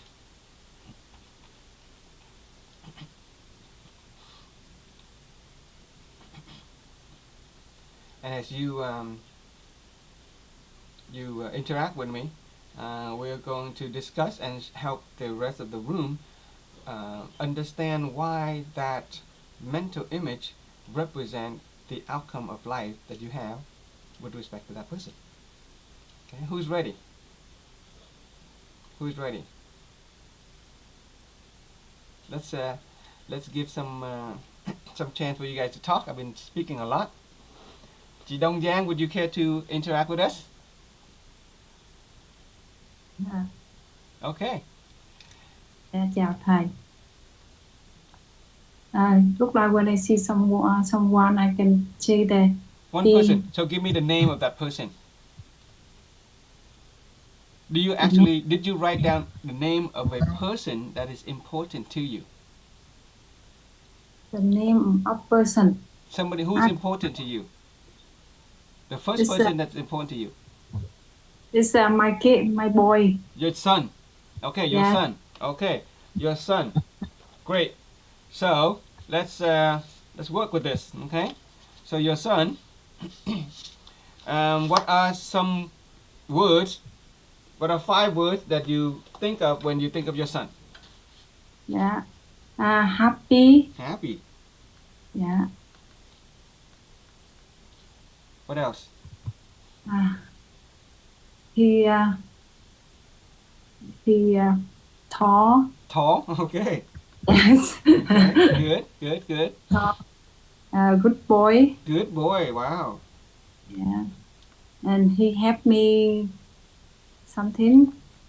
He's Always he helpful. always happy when I want. Okay. He wants something, he always happy. Mm-hmm.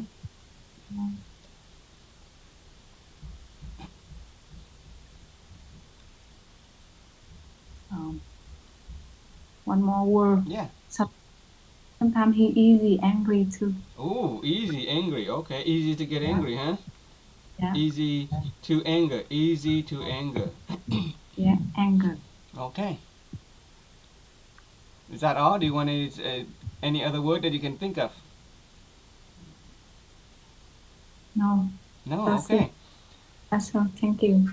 So, it's simple. Okay. So this is your son. Somebody's close to you, and the 5 words that you have spoken with respect to your son, representing your mental image of your son, is happy, tall, he's a good boy, he's helpful, and he's easy to anger. Okay, so let me ask you,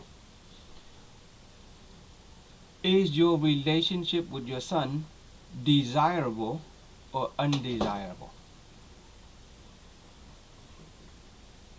Is it positive or negative? Your relationship with your son. Positive. Is it 100% positive? Some kind. Not 100% positive. When is it not 100% positive?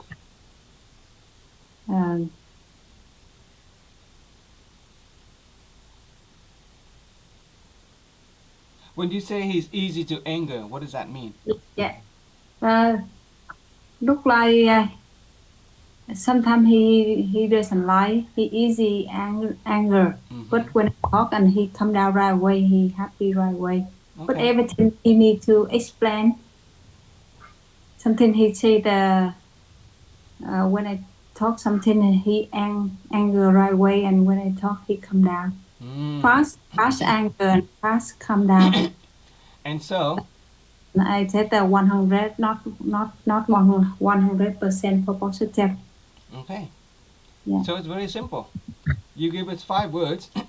Okay, I'll rewrite this in a different sheet so we all can share this. And it's very simple.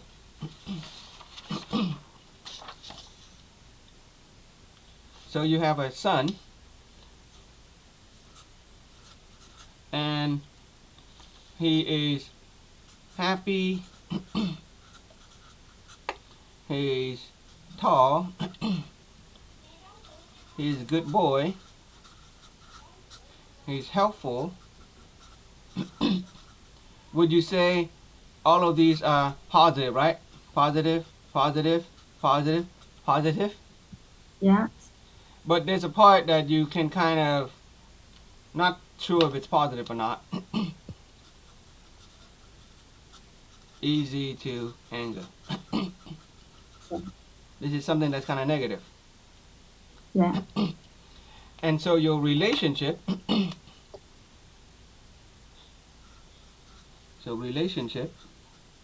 or your relationship,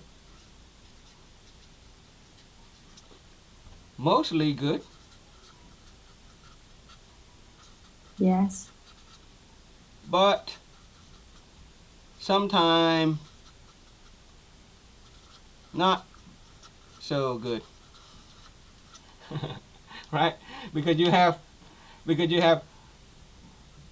1, 2, 3, 4 positive and only 1 negative. It's that simple. It's that simple. Your mental images of your son is mostly positive, only a little bit negative. And so your outcome, which is your relationship with your son, is mostly positive, only a little bit negative. Do you have anybody important to you? Anybody else important to you? Who's the other person that's important to you?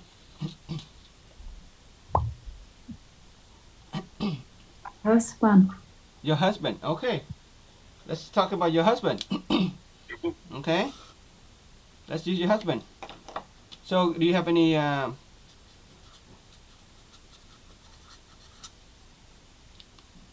Be so give me quiet. 5 words. Be quiet. Quiet. Okay.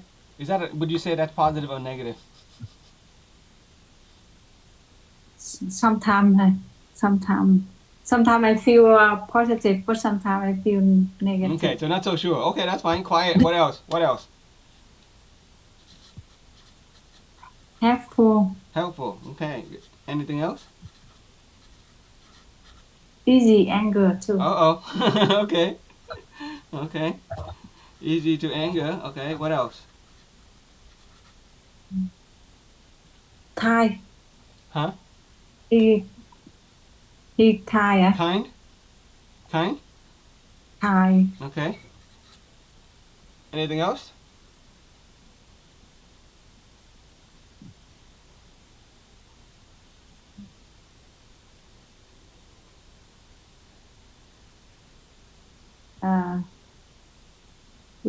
Love kids, love family. Loving. Okay, just say loving, right? Yeah. Loving. Okay. Okay, so quiet, I'm not sure if that's, is that sometimes that's good or bad, we don't know. Okay, sometimes it's good, you say sometimes it's good, and sometimes it's possibly not so good. Okay. Helpful, that's definitely good, right? Easy to anger, that's not good, right? Yeah. Kind is definitely good. And he's loving. So you can conclude that the outcome in life, your outcome, right? In here, over here is the, hang on, let me write down. This is a seed in here. Right, this is a seed. Okay, or the cause. Over here is the fruit, or the outcome. Okay, for your husband, your relationship is mostly good, would you agree? But some not so good. Because we have a mix of positive and negative. Right? Yeah. Okay.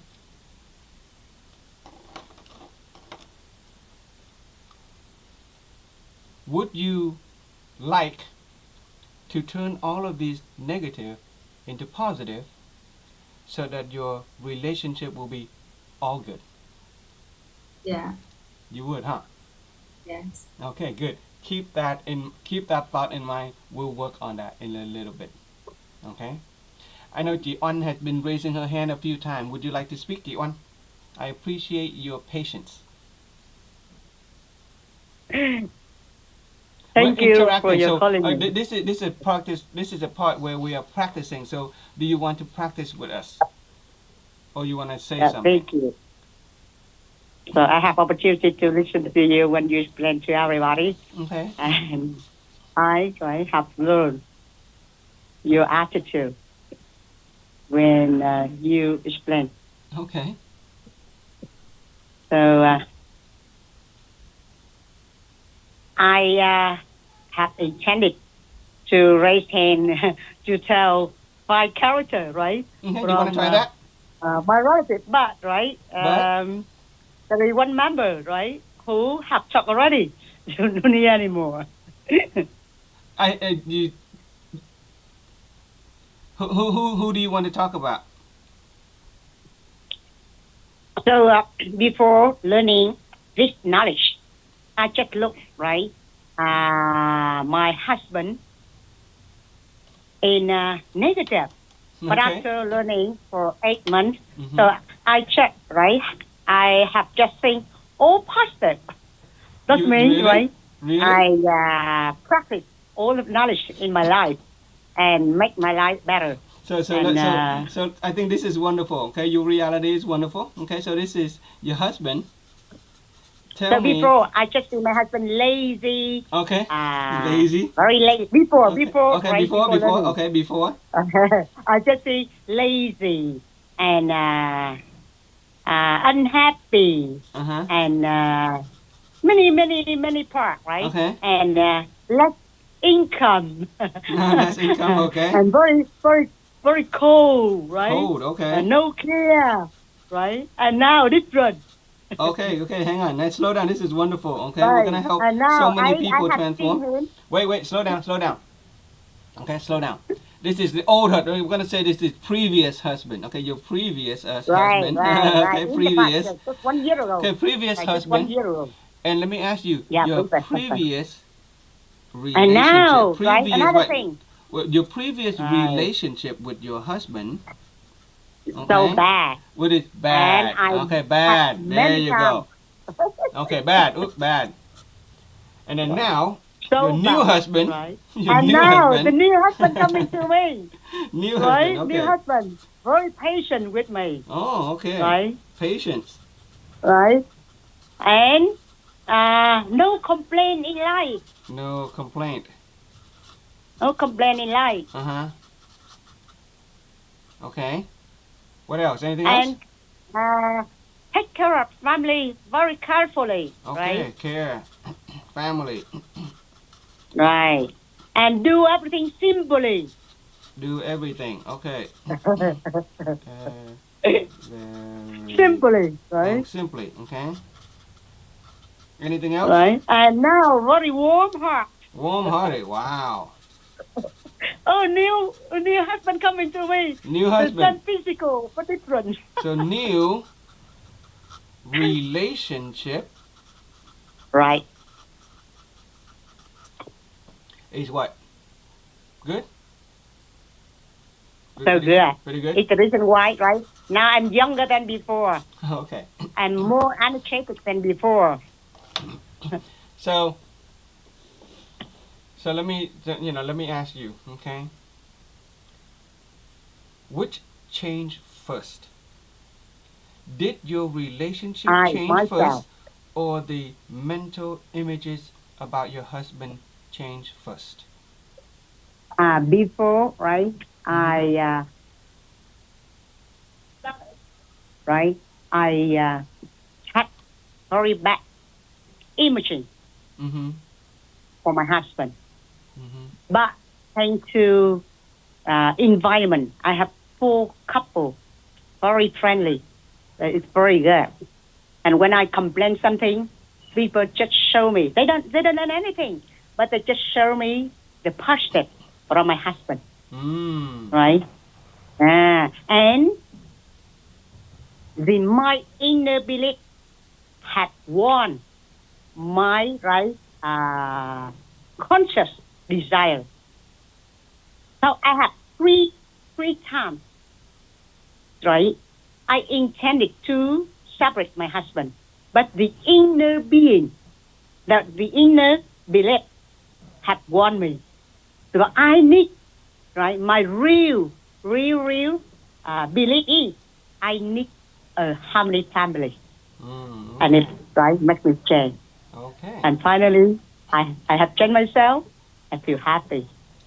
So don't need to change another one, and don't right desire another one to change. Okay. So when I change, right, I'm very healthy. I'm very happy. I and my look to everyone with harmony eyes, with happy eyes, with energetic eyes, and with sanctified eyes. Okay. All That's right. right, Congratulations. very sad. Thank Okay. you for your listening, and thank Okay. you, classes. Okay. So, with this wonderful possibility, with a wonderful possibility, let us discover the formula or the way in which we can turn these negative seed into the positive seed. Okay? So let's see what the Don't master. look right.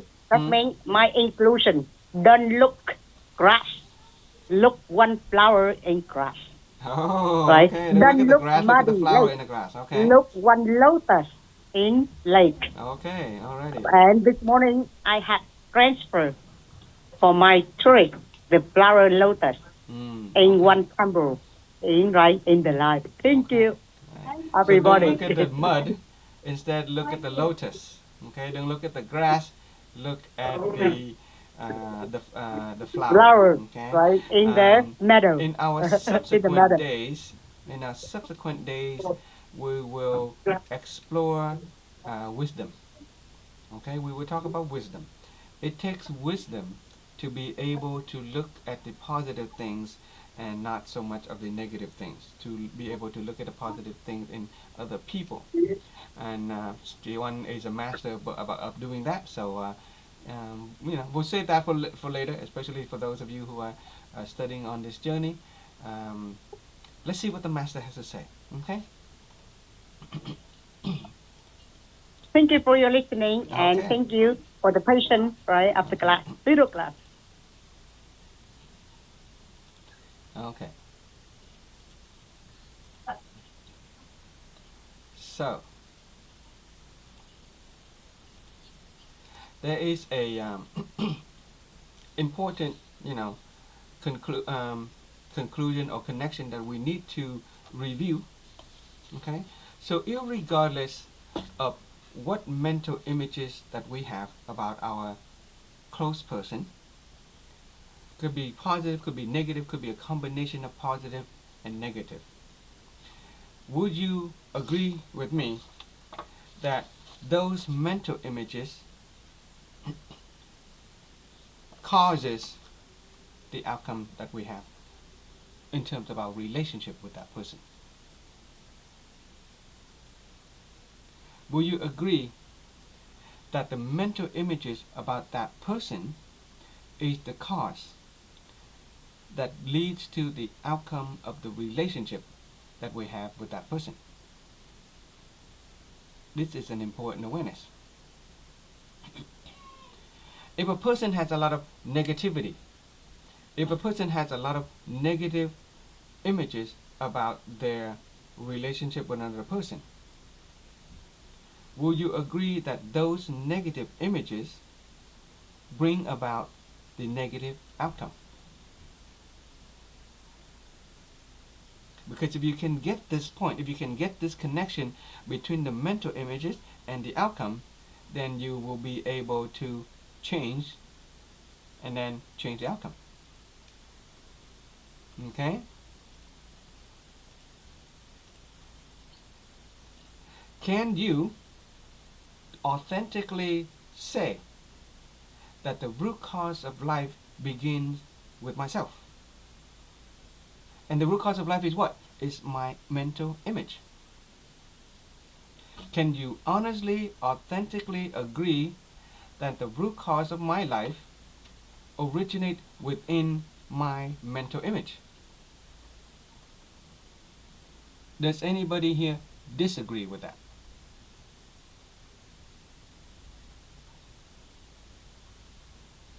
It's easier when the relationship is positive. It is easier when we have a happy relationship with somebody and we say, oh yeah, my mental images about that person is positive, and so my relationship with them is positive. But any of you here has a close relative or somebody whose relationship with you is undesirable. Do you want to work on that? You don't, Jan? Do you have somebody whose relationship is undesirable and you want to transform it? Do you want to share? If now I want to transform someone, if the from everything from immediate, immediate from my if I want to change, that means the transform, I have to change on the my mind in the immediate, and the new thing, positive thing, they will come out with the good thing, right? That is the conclusion that we are going to arrive at. Okay? The question is, do you actually believe it? Yeah. Okay? Okay. Let's hear what the master has to say, and we'll keep on going from there. Okay?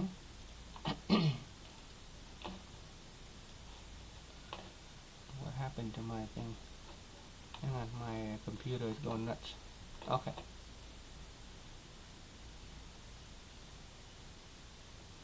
If we still maintain any negative image, here's a first step. Okay? Let's say these are some of the negative image. You know, these negative words. If these are the negative image and you want to change these images, first of all, you have to erase them. The only way to erase them is to go back to the root cause of life begin with me. Root cause of life begin with me.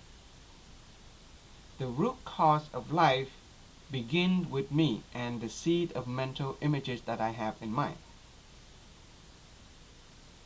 If you can get to that root cause of life begin with me, and you take full and complete responsibility for the mental images within our mind, then you can begin to erase those mental images.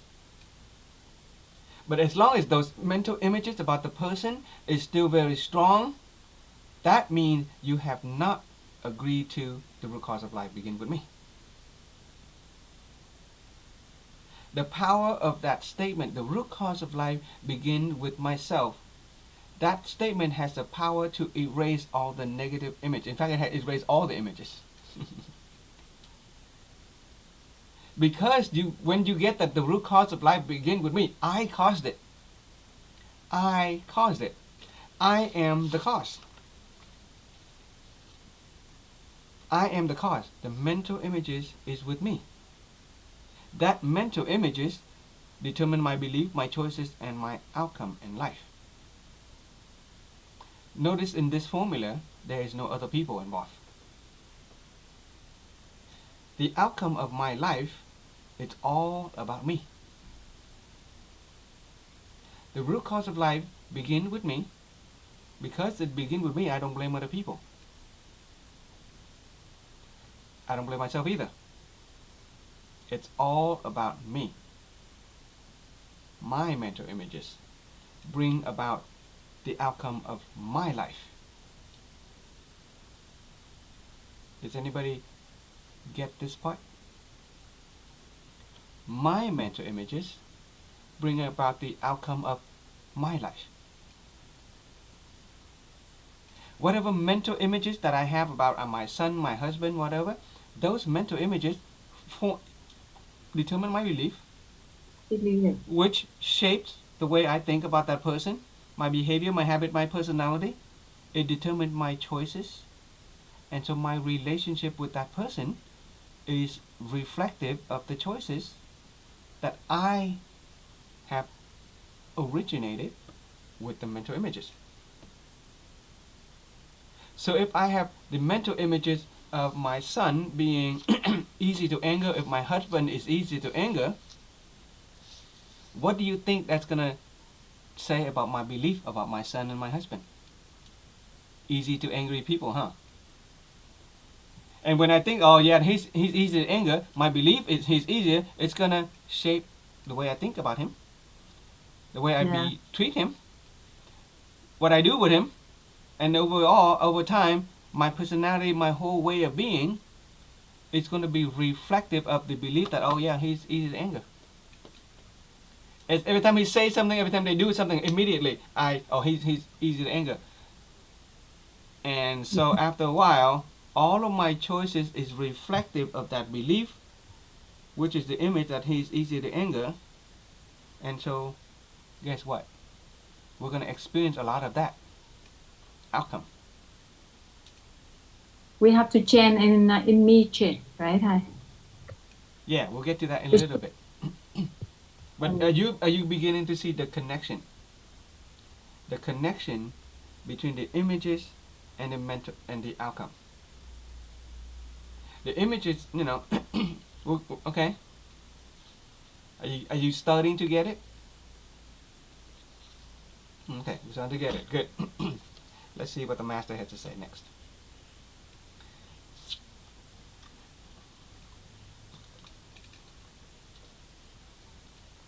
So, when we interact with another person, okay, when we interact with another person, and they are still blaming somebody else, especially if the outcome is really negative.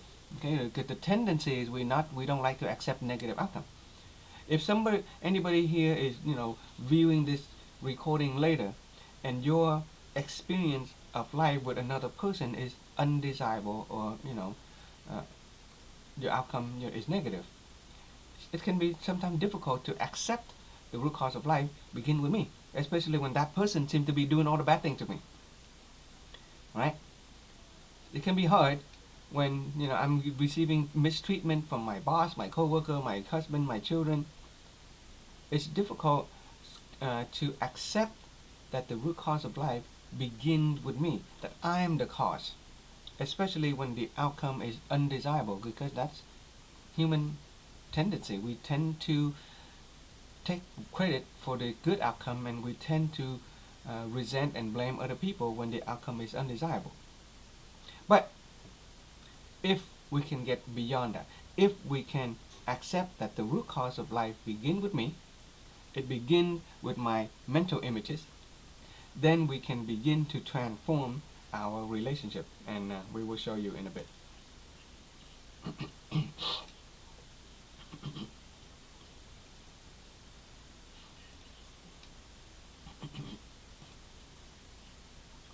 Okay, so pay attention to the following interaction. Okay, if I hold this up, I hold this. Okay, what is this? This, I'm holding up this thing. What is this? A pen. It's a pen. Okay, a pen or a marker. Okay, this is a pen or a marker, because what we do, we write with it, right? We write with it.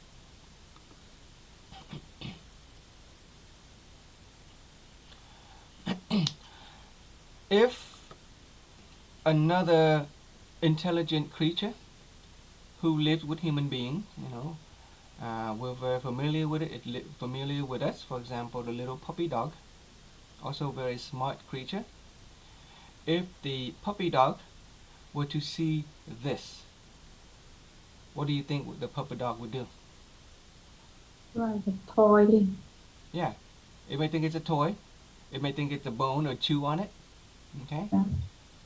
So for us, we see this and we think it's a pen or a marker because we write with it, we mark with it. If a puppy dog were to see this thing, it may play with it or chew on it, and so it may think that it is a toy or a bone. Now, if I were to put this down and I leave the room, and then you leave the room, all of us leave the room, the puppy dog also leave the room. nobody is in the room anymore, then what is this? Nothing. It is nothing. Okay? It is nothing not because it doesn't exist. It exists. It is nothing because there's nobody there to perceive it as something.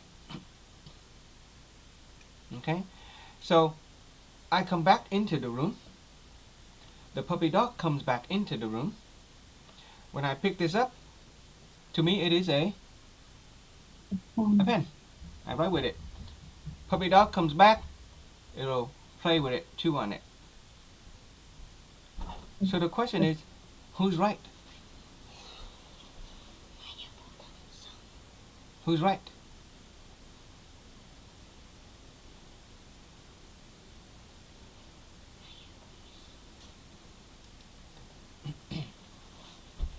Both right. We're both right. Okay? We're both right. And then if we put this down, we leave the room, the puppy dog leaves the room, it becomes nothing. It is nothing because there is nobody to perceive it. And so there is a important awareness and a conclusion that you want to write down. The essence of all things is emptiness. It's weird to say nothing because it exists. So we say the essence of all things is emptiness. Empty of what? Empty of meaning. It only has meaning when somebody is there to perceive it and give it meaning. Okay? The essence of all things is emptiness. I'll write that down for you in the chat. And you want to write this down in your notes so you can share with other people. The essence of all things is emptiness.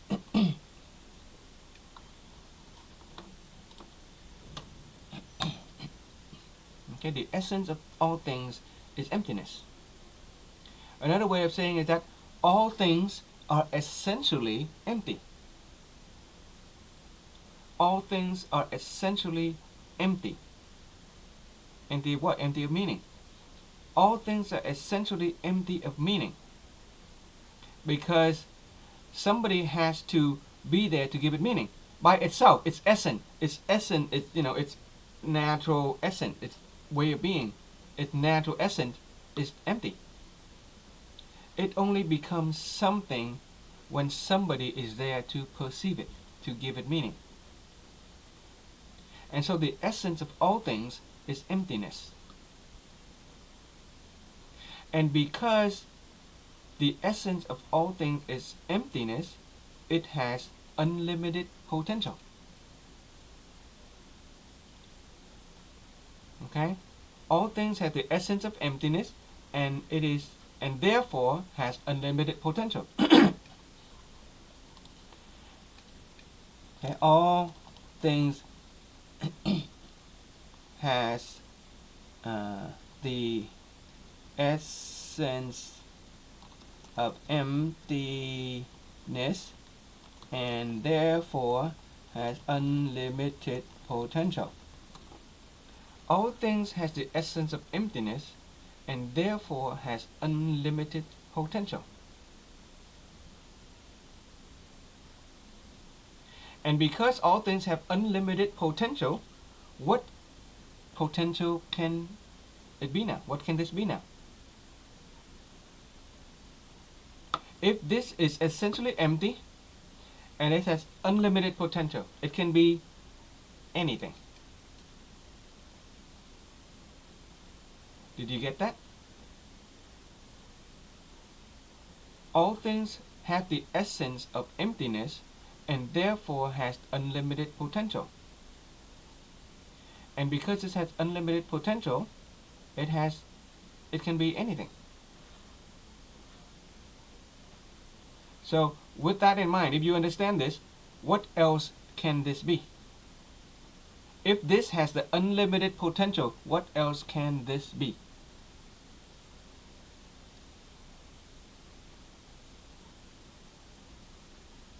Go ahead and give me an answer. If this has unlimited potential, what else can it be? It can be anything. Make up something. Okay, anything. I think that What would you like it to be? What would you, Hong Vân, like this to be? I want this to be successful children. Yes, warm husband. Yeah, well, now marvelous. Yeah, Well, anything, this thing. anyone. What do you want this to be? This one right here. What do you want this to be? Right now? Yeah. Okay, this one I want to be. This one just yes, What potential can this be? a marker. Just Okay, it can be a marker marker. right now. Yeah. I want this to be gold. This is gold. Mm-hmm. Why? Because beside from marking, I use this pen to create knowledge, share it to many people, help them get rich.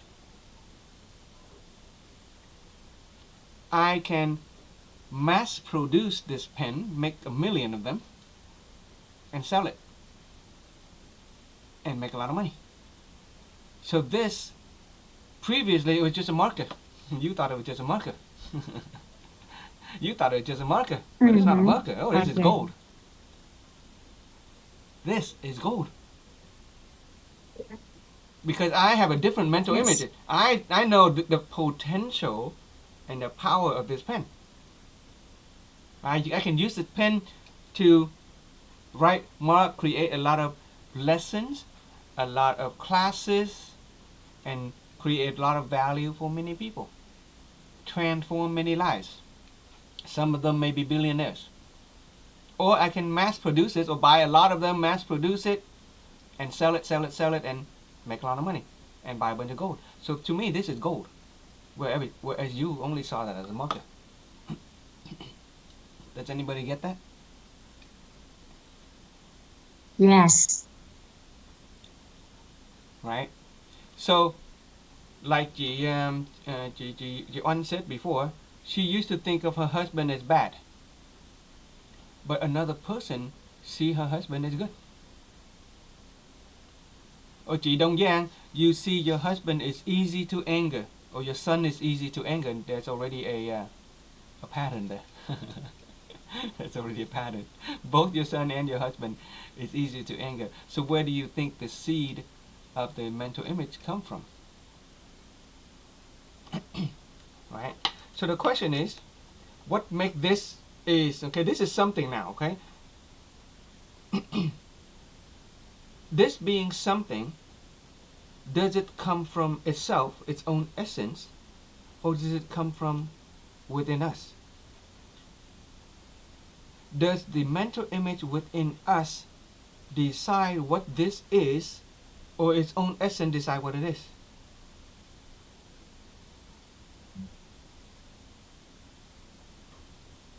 It is the mental images within us that decide what this is. Do you guys get that? Yes. Yeah, Ron, go ahead.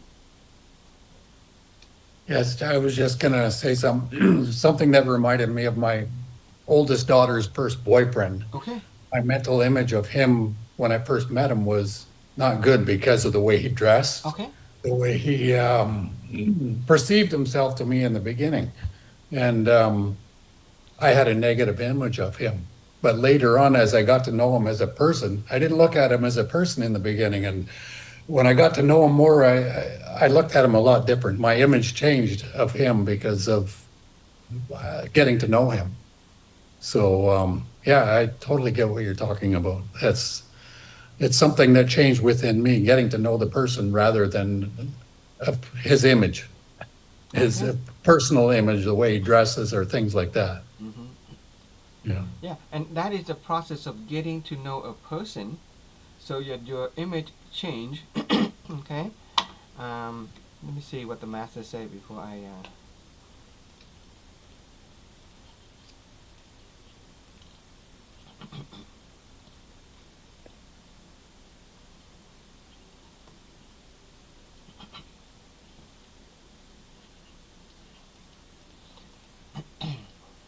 So, one thing that you want to write down, and I write down, okay, like before. Okay, so these words are important. This is called the essence of emptiness. Okay, this is just for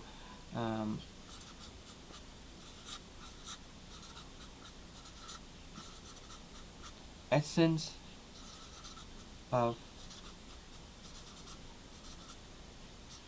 emptiness. Okay, so this concept is a powerful concept, especially when we apply it to a person. Okay, early on we were just using the example of pen, and I say, okay, to me it's just gold. But when we apply it to a person, when we apply it to our children, for example, as Ron mentioned, the mental image that we have about another person is going to determine our reality with that person. So if we think about children as misbehaving, if we think about children as not good enough, we're going to maintain that mental image of our children, and we're going to carry it for as long as we maintain that mental image of our children, and their reality, our reality with them, is going to reflect just that. But if we get that all things has the essence of emptiness, and therefore has unlimited potential, and therefore they can be anything. This can be anything. It could be a pen, a marker, or gold. Our children can be anything. Our wife, our husband can be anyone.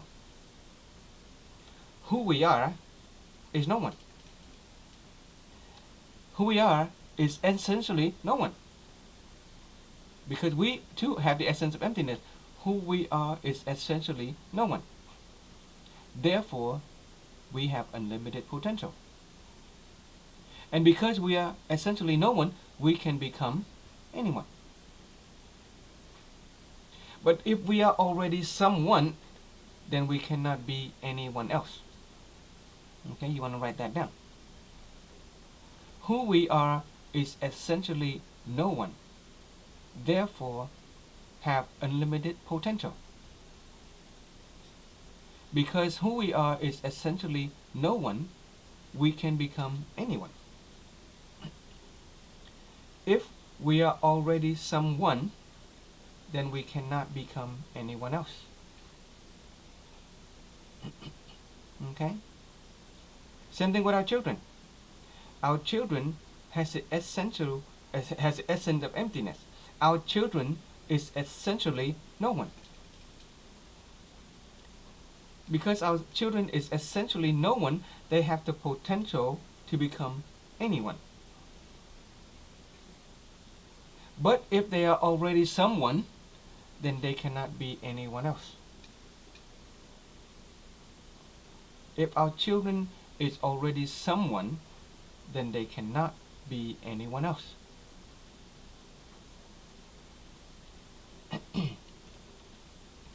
Who we are is essentially no one. Therefore, we have unlimited potential. Because we are essentially no one, we can become anyone. But if we are already someone, then we cannot become anyone else. And so, if we see our children as somebody who is already some way, if we see our children is easy to anger, if I see our husband is easy to anger, then those people cannot become anybody else. If we already see our loved one as easy to anger, then they cannot be anybody who's not angry. Because who they are is determined by the mental images from within us, determine who they are. But if we get that our husband and our children is no one, then they can have the potential to become anyone. This is the moment where you can invent a new image. When a person has the potential to become anyone, you can invent a new possibility for them. Okay? So chị Hồng Giang, if your son and your husband is no one, okay, they are no one, and because they are no one, they have the potential to be anyone. What are some new possibilities that you can invent for them as being? They are now a blank page. What new possibility can you invent? What new mental image can you draw about them?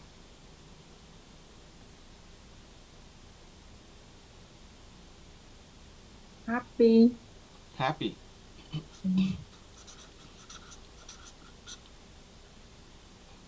Listen. Listen, okay.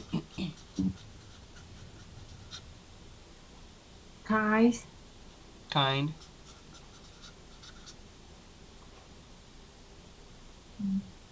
Helpful. These are the things that you have already have. Okay, these are the things that you have already seen. So you're using the principle of light by focusing on the positive of a person. So that's good. You are looking for the good thing that you want to focus on and magnifying. You're ready to study the principle of light, right? We talked about that last week and the week before. But here I'm inviting you to invent something completely different.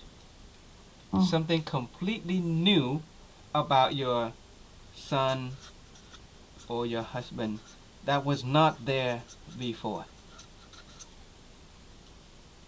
Make it up.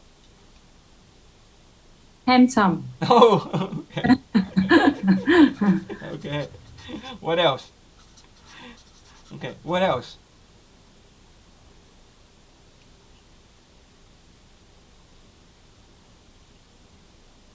Pick a couple more. Invent something. This is your power.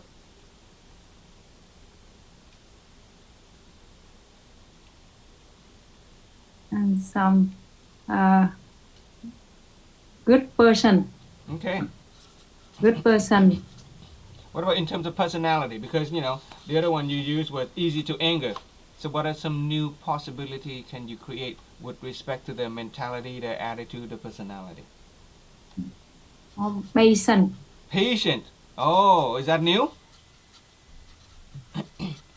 Patience? Yeah. Okay. I like that. So let me ask you. What would your relationship with your husband and your children look like if they were patient? What would your relationship with your husband and your children look like if they were patient? If they were handsome?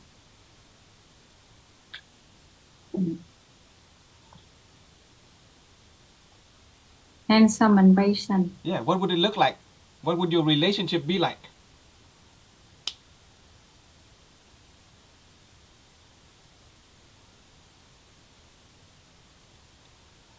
I don't get it. What? You're using your imagination. Because you are creating a new possibility that was not there before. So you're gonna have to invent something new. What would that new? If you're making a movie, okay, if you're a director of making a movie, and your character who played your husband and your son, and they were patient, what would that character do? How would they be? What would the relationship in that family look like when the husband and the children were patient?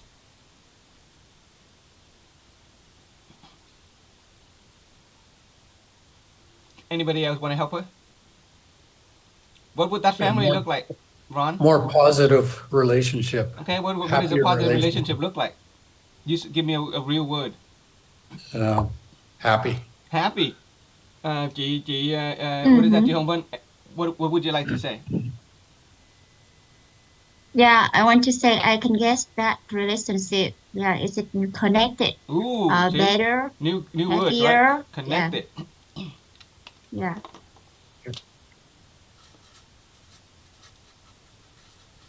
Okay, what else? Happier, better, Mm-hmm. and stronger. Ooh, okay, Yeah. new word. Stronger, tighter, maybe, yeah? More tight-knit, Yeah. More loving. More loving. more Yeah, loving? yeah, stronger. Oh, Yeah. okay. More confident. Ooh, confident. More harmonious. Oh, there you go. Harmonious.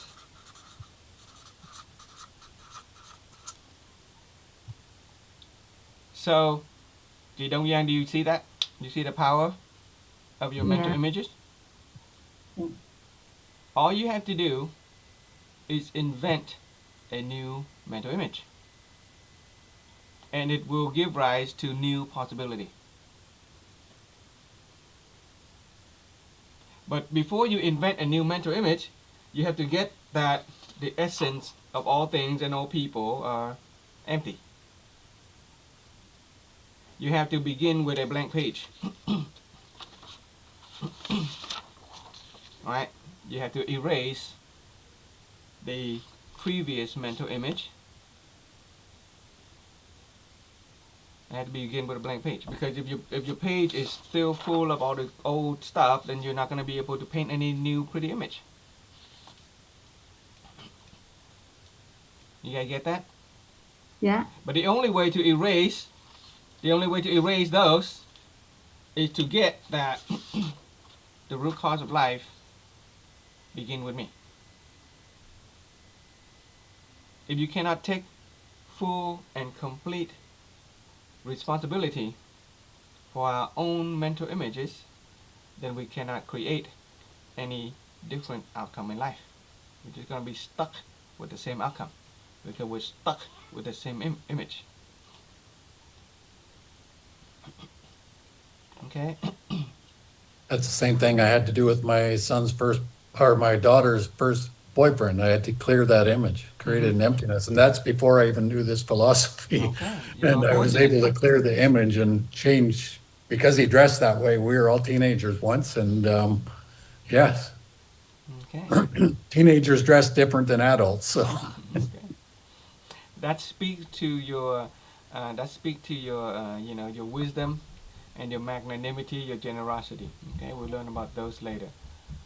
Let me see if the master has anything else to say. And so, the conclusion, okay, the conclusion that we have arrived with is, if we can change image, it will change our life. Okay, change image, change life.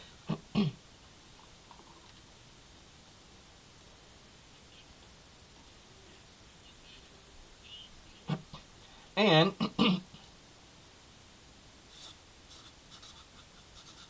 because the mental images are the seed, this is the root cause. Okay, if we can get clear image, we are essentially is outcome. Okay, clear image is outcome. Change image, change life. Clear image is clear outcome. Earlier, we agree that according to the formula for the root cause of life, the seed is image. And the clearer the mental image, the clearer the outcome of life is going to be. Up to now, your mental images about your son and your husband is very clear, right? Very, very clear. And so your outcome in life is also very clear.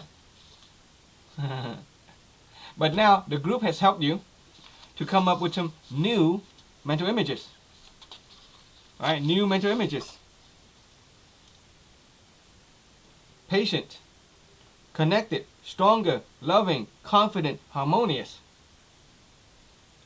And when those mental images are clear as possible as you can, then the outcome in life will also be clear. Your outcome in life will reflect your mental images. It's that simple. All you got to do is clarify the image, and so we're going to get the outcome. For example, if you want to build a house. If we want to build a house, and we have a clear mental image of what that house looked like. Not only what that house looked like in the exterior, but how many stories, what the interior looked like, what the color of the paint is going to look like, how many rooms, where are the rooms, which part of the city is that house is located, who's going to build it, how much is it going to cost. You see that the clearer mental image that we have about that house, from top to bottom, from inside and out, then the more likely that house is going to become a reality. Right? I think that example of a house is a really good one. If we know exactly what that house looked like on the drawing, if we know exactly what color paint, how much money it's going to cost, what are the permit required, who is going to build it, everything. If you know the date it's going to start constructing, if you know where to get the money, if you know when it's going to be finished, then you see that that house is going to become a reality. And so with the same thing with our family members or anybody or any situation in life, the clearer we can make the image, go to work on proving that your son and your husband is patient. Find different, sign that they are patient. Find different evidence that your family is connected and strong and loving and confident and harmonious. And when you have those clear and you look back and say, oh wait, that is my life. That is the outcome of life that I have, because my image has been clear and the outcome is also going to be clear.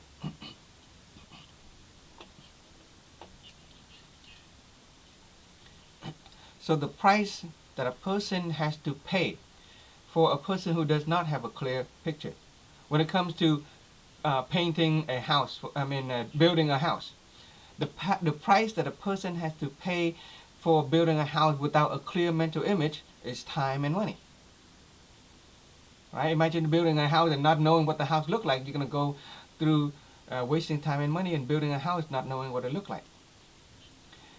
The price that a person has to pay in a marriage relationship with not knowing what the marriage relationship looked like is a broken relationship.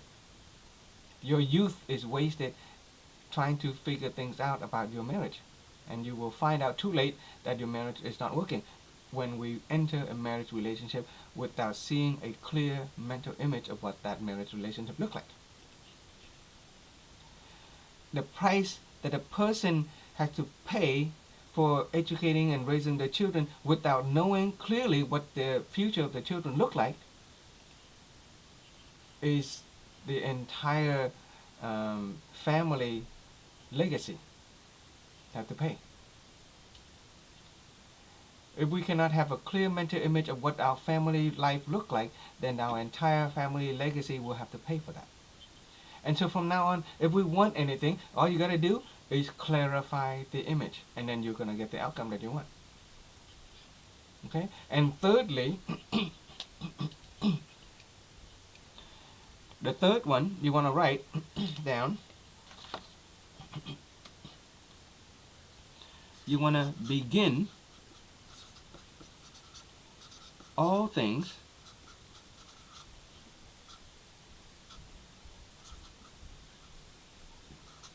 with the seed of the with the mental seed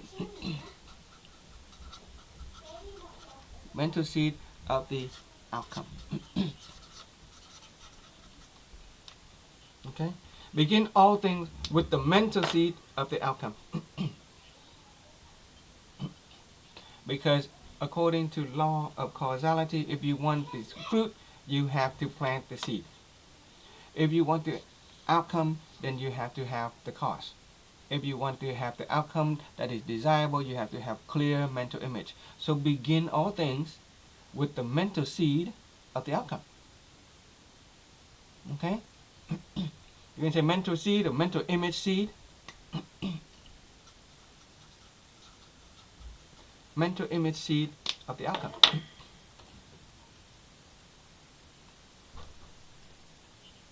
Begin all things with the mental image seed of the outcome. Okay?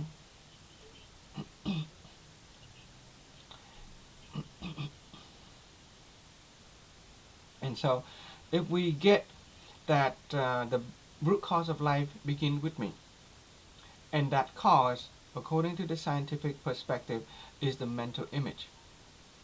Okay? If you get that the root cause of life begin with me, and that cause is the mental image, then when we apply to human life and experience, especially in a relationship, when we live close to somebody, here's a truth that I want to share with you.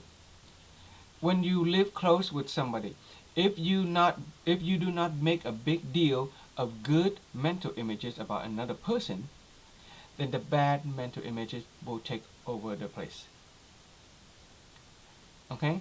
When we live close to somebody, if we do not make a big deal, if we do not magnify the good mental images, then the bad mental images will take over. Okay? When the bad mental images surfaces, then the outcome is going to be undesirable. This is the principle of light. If we do not bring light into the room, then darkness will prevail. If we do not make an effort to magnify the good in other people, then the bad will magnify. The closer we are to somebody, the more we know to somebody, and our affinity with them is so close and connected, then our chances of interact with them is so abundant. Then if we do not make a effort to magnify the positive images about another person, then the negative images will surface itself. If we each day do we not make a big deal of the good mental images about your son and your husband, or your co-worker, or yourself, then immediately all the negative images will surface. All the bad images about our husband and our children will surface. Irregardless of who they are, irregardless of how wonderful they are in the eyes of other people, if our seeing them is negative, then we will experience negative outcome. It is the principle of light. It is the principle of mental images. This is the principle of mental images. This is the principle of mental images. And the principle of light says that if we do not magnify the good, then the bad will magnify itself. Okay?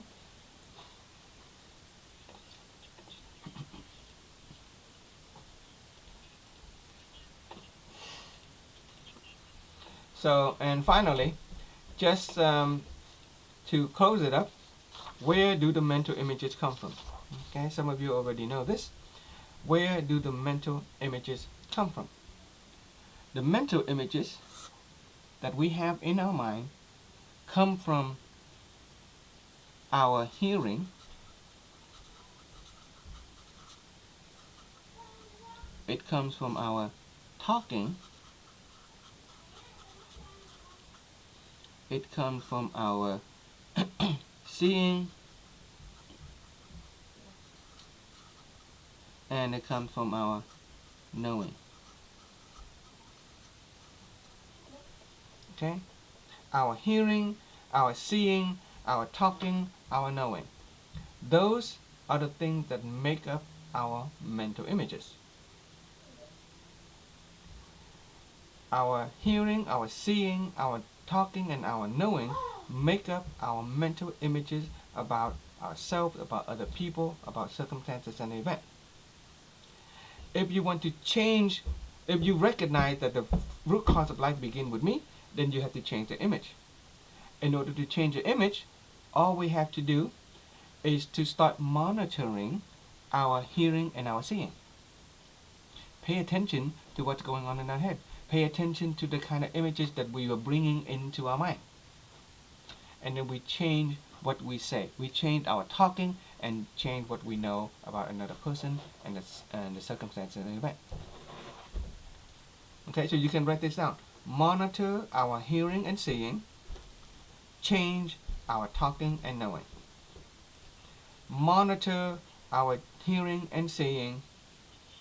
Change our talking and knowing. Okay? We can't always control what other people say to us, but we can start to monitor what we hear. We cannot control the image that comes into our eyes, but we can monitor what image that we see, our seeing. Not the image itself, but the seeing. Monitor the hearing and the seeing, and then we can proactively change the talking and the knowing. And that is the formula for the root cause of life.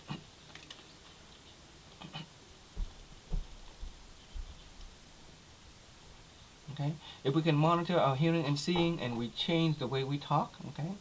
Next time somebody asks you about your husband and your children, you have now a choice of what 5 words you can share. That is changing your talking and your knowing. But in order to change your talking and knowing, it is helpful to start monitoring what we hear and what we see. Okay, so we'll get into details on how you do that. But you can start, okay, every time my husband, my son does something and I'm hearing something and I'm seeing them doing something, see if you can change the way we see him. See if we can change the way we hear them. Okay?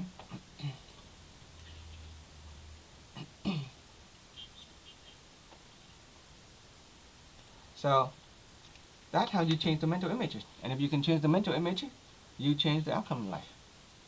It's that simple.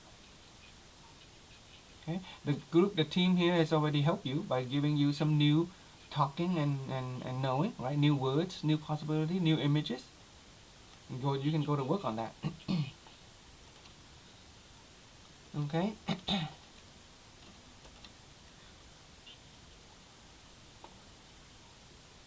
So later on, when we start to explore the perspective of religion and science, religion and faith, then you will understand more deeply about how the hearing and seeing, the talking and knowing operate within our mind and giving us those mental images. But for now, it is enough to actively monitor the hearing and seeing and change our talking and knowing. Know that at least that it determine our mental images. Okay? So, a final summary is that the seed of mental images really is the cause that leads to the outcome of life that we have today. Okay? From the law of causality according to the scientific perspective. And the reason we say this is a scientific perspective because literally the scientific method begins with the outcome. A scientist may have some ideas about some concept. They begin with a hypothesis, which is a statement on the outcome. A scientist would say, this is how things are. And then they go back. They go backward, and they conduct experiments and they they go step by step to prove the outcome from the original cause. That is the scientific method. It begins with the outcome. We go back to the cause, and we work our way forward to prove that the cause equals the outcome, or the cause lead to the outcome. Does that make sense? Okay. And so we always begin with the outcome in mind. Okay, what do we really want? Okay, work on your belief. What do we want our relationship to look like? What do we want our husband, our children to be like? Instead of focusing on the negative, you can focus on the positive. Okay, so let's for the last few minutes, let's open it up for anybody to share your lesson realization, lesson impression realization, or if any question before we say goodbye and good night for today.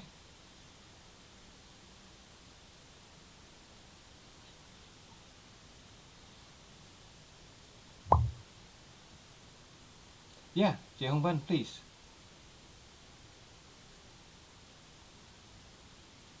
Yes. Hello, teachers, and hello, everyone. Thank you for calling me. And I'm really happy to be here. This is the first time I am here. Yeah, I'm really happy. And thank you so much to give me a chance to be here.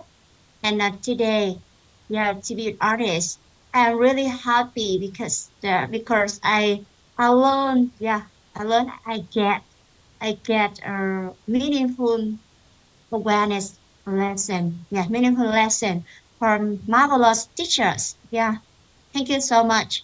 And at this moment, I know what I should do with people. I should behave with people around us, around me.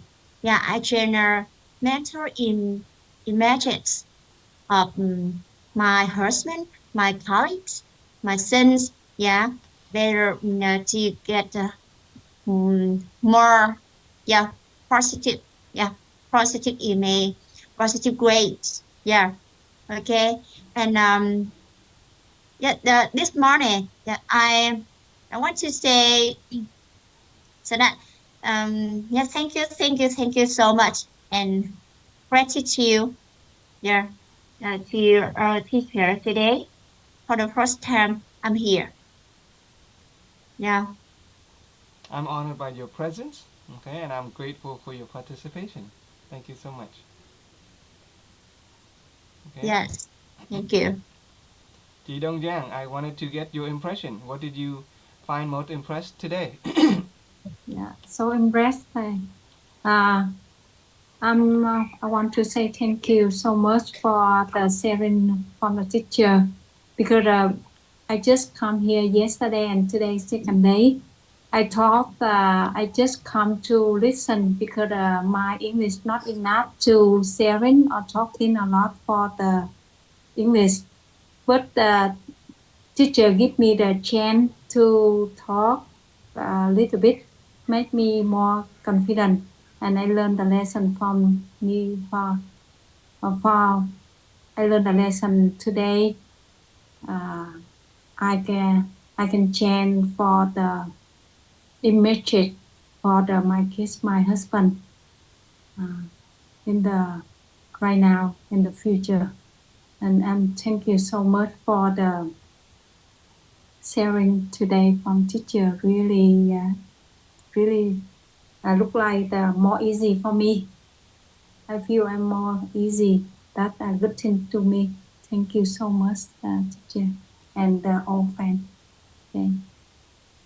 I'm honored by your participation as well, okay, and I'm grateful for your presence. It's a great gift that you guys are giving me, especially the interaction that's helped me learn as much as anything. Okay. Ron. Yes,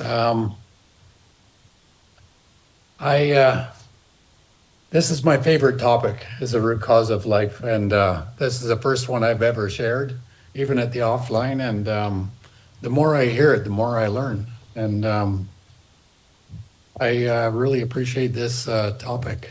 And Anything new Just or like the yeah. things you're interacting with, like even with me, and when you were saying how, like when you're doing a project and that other person doesn't believe in you, well, their outcome, what if I complete that project? It may not be their desired outcome, but in the end it is, because they see I've changed their image by completing the project. And Oh, I like that one. That's a good one.